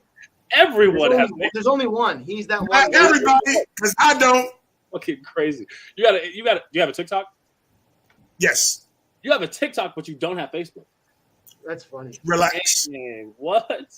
That's wild. Relax. That's wild. My personal reasons why I don't have a Facebook. This is a dope fucking question. I got a question. There's a question in the chat from Oscar. Oscar's asked all three of us, what's just your favorite Omegle Bars episode? Austin, since you the guest, you go first. I said it in my last reaction that it was the most recent one. Like 64? Yeah, that okay. The last one where he's talking about where he was talking about magic and the picture, the story that he created in that last one. I lost my shit. I lost my shit. I was like, this is the best freestyle I've ever heard. This is the one. I haven't seen I haven't watched the last one purposely because I'm reacting to it in tomorrow or the next day. Brother, yeah, I will. You got to put reaction. Which one's your? I will now. Trust me, I will. Ray, which one's your favorite? The one that he did the last freestyle was with that guy that he lost his wife. Mine too. And he's hugging the picture of his fiance and shit. That one hit me so fucking hard, bro. That's what I was gonna say. The emotional Omegle Bar. What number is that one? Oh fuck! I don't even know, bro. I've done so Keep much. Talking. I'll YouTube it right now and I'll find it right now. That one right there, Austin. If you have not reacted to that one, bro, I'm not gonna tell you much, but bro, at the ending, it's gonna hit you. Dang. Okay. Yeah. I want to see that one then. Yeah. Because it's not only about Harry Mack 18. It's 18. Omegle Bars 18. It's not about not only how the story itself about the guy and what happened to him and what happened to his wife, but it's the way Harry Mack put it into a freestyle. I want to play it right now. Amazing. No, good. If he wants to react to it, he can't. I gotta react to it. I gotta react to it. Dude, this is the lick. It's Harry Mack. It's Omegle Bars 18. It's the 18. Lick. Okay. Dude, they're all good. I also like the ones where that one girl has been on it twice in the earlier episodes. She was on it once. He did a song with her, and 5 or 6 episodes later, she's on again and freaks out because she's on Omegle Bars again with Harry Mack. And, just by chance? By chance. And both times she was on were one of the freestyles where he had a hook. It was a song freestyle. It was a 3-verse song. Yeah, I like those ones too. Whenever he makes them a song, because but I can't how that's the saying though. He does. So you can. How does Harry Mack do it? No, but you can freestyle and you can freestyle a song, but after you finish the second verse, how do you remember the fucking hook? Again? That's what I'm saying. Yeah. How do you remember the hook? 5 minutes later, He's a fucking machine. He's not an alien. Yeah. No, he's insane. that man's freestyling ability, I've never seen anybody, and trust me, but I've been around a lot of dudes that freestyle, bro. None of them come to that caliber of Harry Mack. Yeah. No, they can, but just not they can't match the consistency. Yeah, and I think that you made a good point earlier when you were saying like he used to have a lot of like crutch words, because you can tell in the because the first time I ever heard him was when he freestyled for Kendrick Lamar. And he was nervous. I watched it. That one. He was so nervous there. I watched it when it first came out, but then I just never thought about it again, because I mean that was a long time ago. I wasn't a reactor, so I just went through life, and then I heard about Harry Mack again. I'm like, wait a minute, I've seen him before. And yes, but anyways, he had crutch words then, and that was a long time ago, but not really. So like you got to think about like 5 years ago. It wasn't that long ago. How much progress he's made since then? Because even back then he was really good, and so now even when even Gorilla Bars, when he was walking down Venice Beach, he had hella crutch words. So he always said off the top, Harry Mack, H Mack, off the top. Like now he doesn't really do it anymore. Like he's moved. He does it periodically, but he doesn't have the same crutch words. He said that he's been practicing freestyling since he was 12 years old. I believe it. So you have to be that caliber of a freestyler right now. If you've been doing this just since you were 12, this motherfucker's like 85 right now. He got white hair. He can't walk that much anymore. That's what he does. When you've been freestyling for that long, you no longer have crutch words. You have crutch lines that you go back to. And it's hard to have substance and have new shit to always talk about. So like that's why I'm amazed by a freestyler. He's just it's something new every time he spits, and that's not normal. Like that's my thing, and I always say it in all my Harry Mack reactions, is you have to understand that this man has cadence, flow, schemes, punches, and bars, and it's a freestyle. He's not writing none of this shit down. It's coming off the top of the dome, and he's doing it better than a lot of these fucking rappers out here that are rapping the way they rap it. He freestyles better than a whole lot of people write. Facts. And now at this point, when he freestyles, it sounds like he wrote it. Like it sounds like he wrote the shit because of just the way that he sets it up. I was like saying this in my last reaction. I literally was like, you can't say that he's just a good freestyler anymore. Like he is a good rapper, because he understands other parts of he understands cadence is a big deal. The musicality of how to actually put everything together to make it appeasing for the person that's listening to the song is a big deal. The flow switches, the multis, all of that shit that's an MC. That's what MCs do, not just a good freestyle. He's a really just good rapper. He needs to get KRS-One in on the happy hour. That would be sick. KRS-One. KRS-One's a freestyler as well. I don't think KRS-One has internet. Goddamn. You had to take it there, didn't you? You had to. KRS-One is dope, though. I gotta say, he is fucking dope. I like him.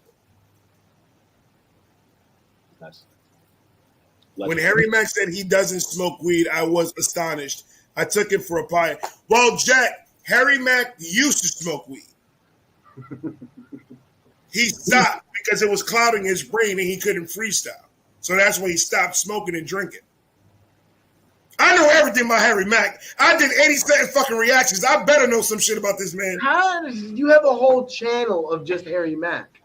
I have 83. I have 80 something Harry Mack reactions. I have 94 Montana 300 reactions. Montana 300 has 90 songs available. More than that. He's got 7 albums, bro. Oh shit! See, and then a bunch of remixes. I have not reacted to him at all yet. You need to. The most dopest fan base in the world, bro. Okay, I'm gonna have to look into that. I would say do as your first reaction, and this is just me. You can do whatever you want. It's your channel, but for your first reaction, do the latest song that he just came out with. Well, it was him and somebody from FGE, which is his camp. It's called Reggie Miller. Okay, yeah. If you're gonna start with that one and then start going back. Yeah. But I mean, dope. He's a dope fucking rapper. Yeah, I'm gonna look into that because I've heard of him, and he's lit. Yeah, I've seen that No Life Shaq has done a reaction to him, and so yeah, I'm gonna check him out for sure. Because I want to like start adding more people to like, because I feel like every reactor has a rotation, like people that they regularly react to. I kind of want to start adding more people to that, and so yeah, Montana's gonna have to be one of them for sure. I just started adding Dave in there. Dave's nice. So as a reactor, are you opposed to react to like shit that is not rap or like country rap or anything like that? Like more of a, not even R&B, like just straight country music, like Elvis and, you know, AC/DC and shit like that? Okay, so here's my thing. I've seen that that reactors that do that, it seems like their regular views aren't as much as people who stick to a niche, if that makes sense. So like reactors that are all over the place, there's nothing wrong with that. If you're gonna be like versatile with things that you react to, that is like, I get it. But like then you're probably averaging like 1,000 to 2,000, and like even if you have like a lot of subscribers, I've noticed that. But like if you stick to a niche or like, you know, kind of like, for me, I basically focus on rappers that have bars. I might sometimes go out of it, like with K-pop, just because like K-pop is kind of dope, and you know their fan bases are crazy. But for the most part, I stick to bars. And so even though I have a smaller fan base than some people who have like over 100,000, I might average the same amount of views because I've stuck to a niche. Like people know what's in store when they go to my channel, if that makes sense. And so I've done comedy shows. I've done like a couple like of just people debating, and they've done numbers. But then I started realizing, one, it's not translating to plays with my music, and that was like the main goal from the beginning. And it's kind of hurting whenever I go back to bar heavy songs. It's like hurting the amount of views that those are getting, because now my subscribers who weren't here for the bars, like they came from a comedy show, aren't gonna care about this rap. And I'm like, damn, now that's kind of backfired. So I need to like not do this. But that's just me. But like I know like Holla at Crazy, he'll react to anything. I know like King Blitz will react to anything, and I respect that. But it's not me, basically. If that makes sense. Gotcha. You know, I react to anything that anyone sends me. So I'm starting to kind of lead off with the rap a little bit. I'm still doing my rap reactions, hip hop reactions for sure. Yeah. Like, cause I'm getting into Coast Contra. I'm getting into all this. That was fucking nice, bro. Those dudes are fucking. Thanks to Shakey, brother. I didn't listen to this motherfucker. Shakey said, "Yo, you need to react to this," and I was like, my plate was so full that I was like, I'll get to it when I can because I have so much requests. I need to get that shit out the way. We did a Coast Contra on one of our podcast lives. And oh my God, I'm like, what the fuck did I just listen to? They're insane. I'm the first. I'll put this out there, and I'll say this till like I'm blue in the face. Hold on, if we're having such a good conversation, I need to get another beer. Give me a second. I was the first reactor to react to Coast Contra. Oh, talk your shit. Talk your shit. Let's go. Hey, I'll put money on that. Like, I'll put money on. Like 4 or 5 months ago, I reacted to them for the first time. That's a long time ago. Okay, then yeah, you probably are. Because I feel like people are just now getting on the wave, and I'm not gonna lie. I started doing it because I saw other reactors react to them. But I had heard their album before, like I've ever reacted to them. I was actually shocked. Really? Yeah, I was shocked when I saw that No Life Shaq did it, and then I saw that Ray did it, and I was like, oh, like wait, they're popping on YouTube too? So then yeah, I jumped on it, and yeah, they're fire. But their album is insane. Like there's no skips on that album at all. Right? No, there's not. And that kid Eric Jamal is insane. They're all amazing with it. Gives me a fucking migraine every time I react to this shit. They're all good. Like they're all amazing. The twins are dope. The Spanish dude is dope. But there's something about Eric Jamal that's just like extra special. Now you guys want to hear something crazy? their fan base comes to me and they were like, because I'm averaging about 1,500 to 2,000 views every time I react to them, and it's only for one reason. I'm Hispanic, so I could translate. Oh, you know what that guy's saying? Dang, see, you got a cheat code because I don't know what the fuck that guy's saying at all. I like his rap voice. I think I've said this. I think he has the best rap voice in the group. Because like that gritty, I like that gritty shit when it comes to like to rap. Like I don't know, that's just hip hop to me, especially on those type of beats. Right. I think Eric Jamal has the best delivery though. And he's like and he has the most charisma.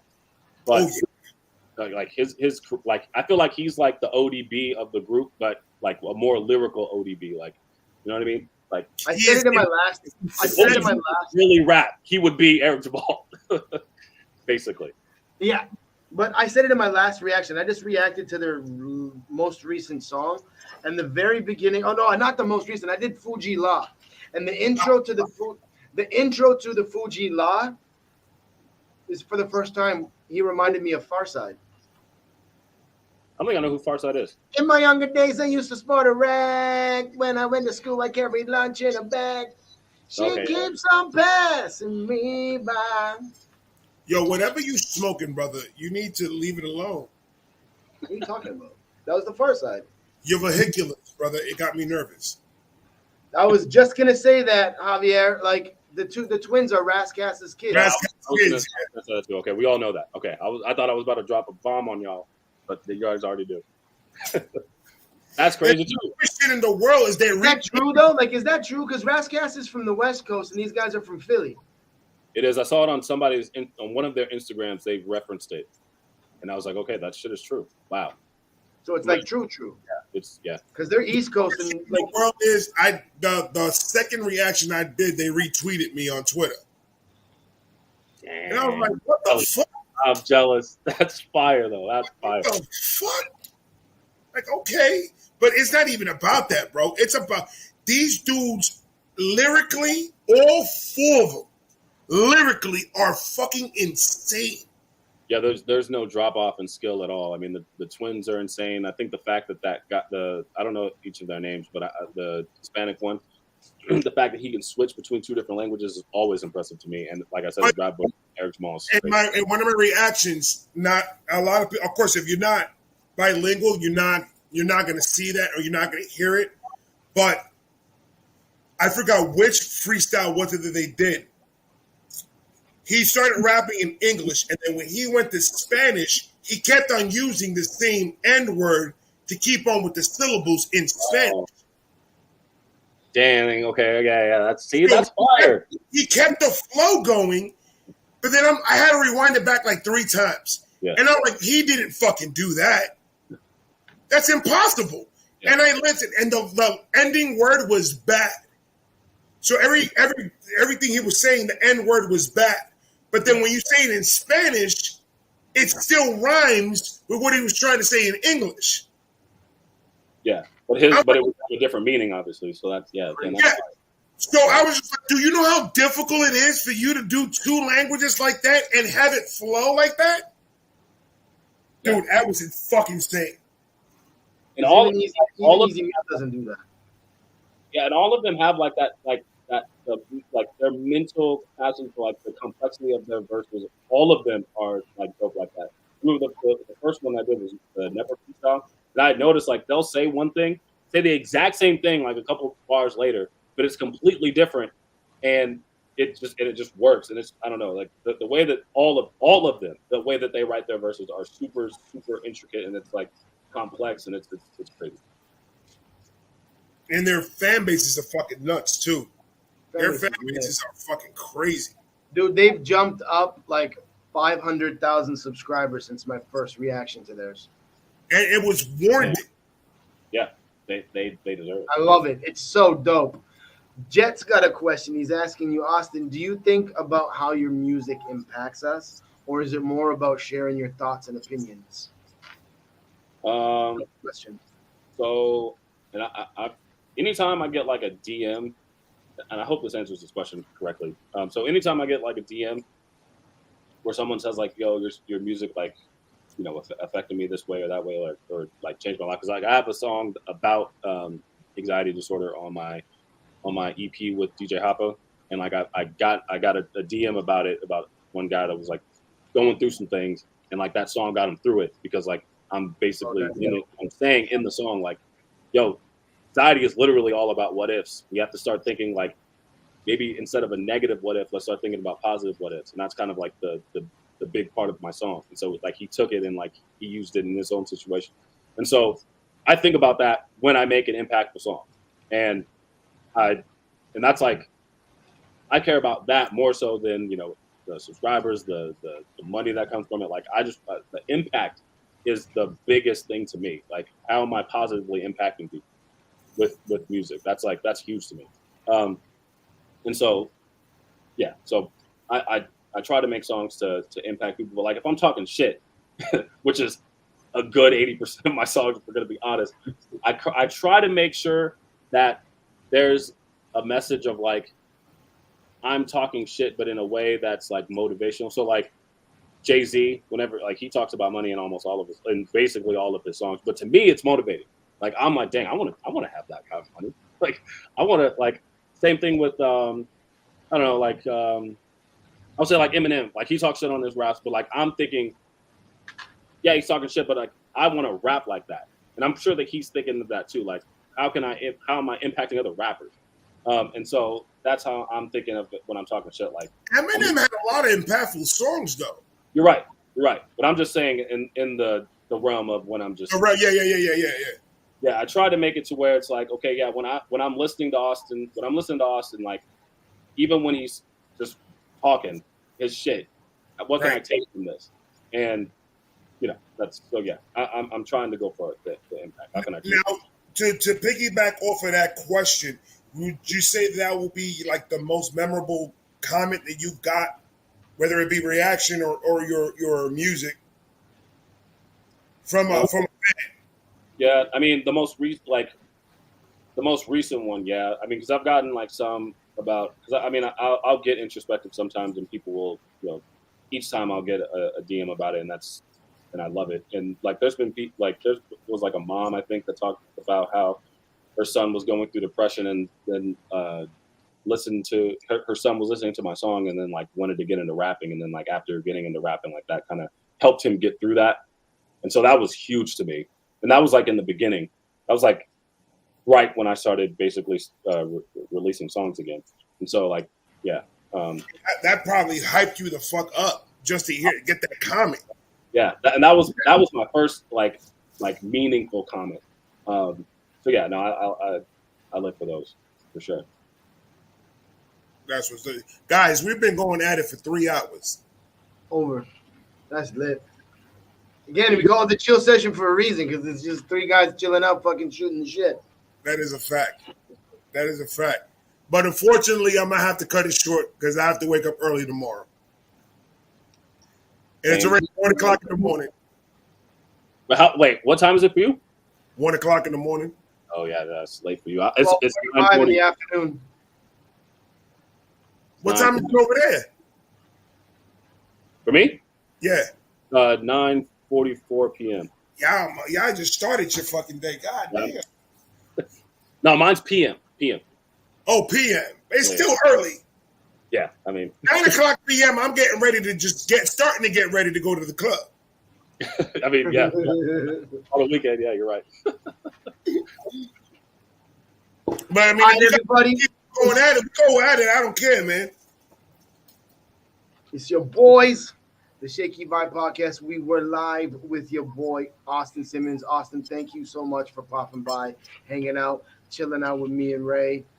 To everybody in the chat, everybody that stuck with us from the beginning, jumped in the middle, or maybe you just jumped in. We appreciate each and every one of you for chilling out, hanging out, and vibing out with us. Austin, at this point, your family.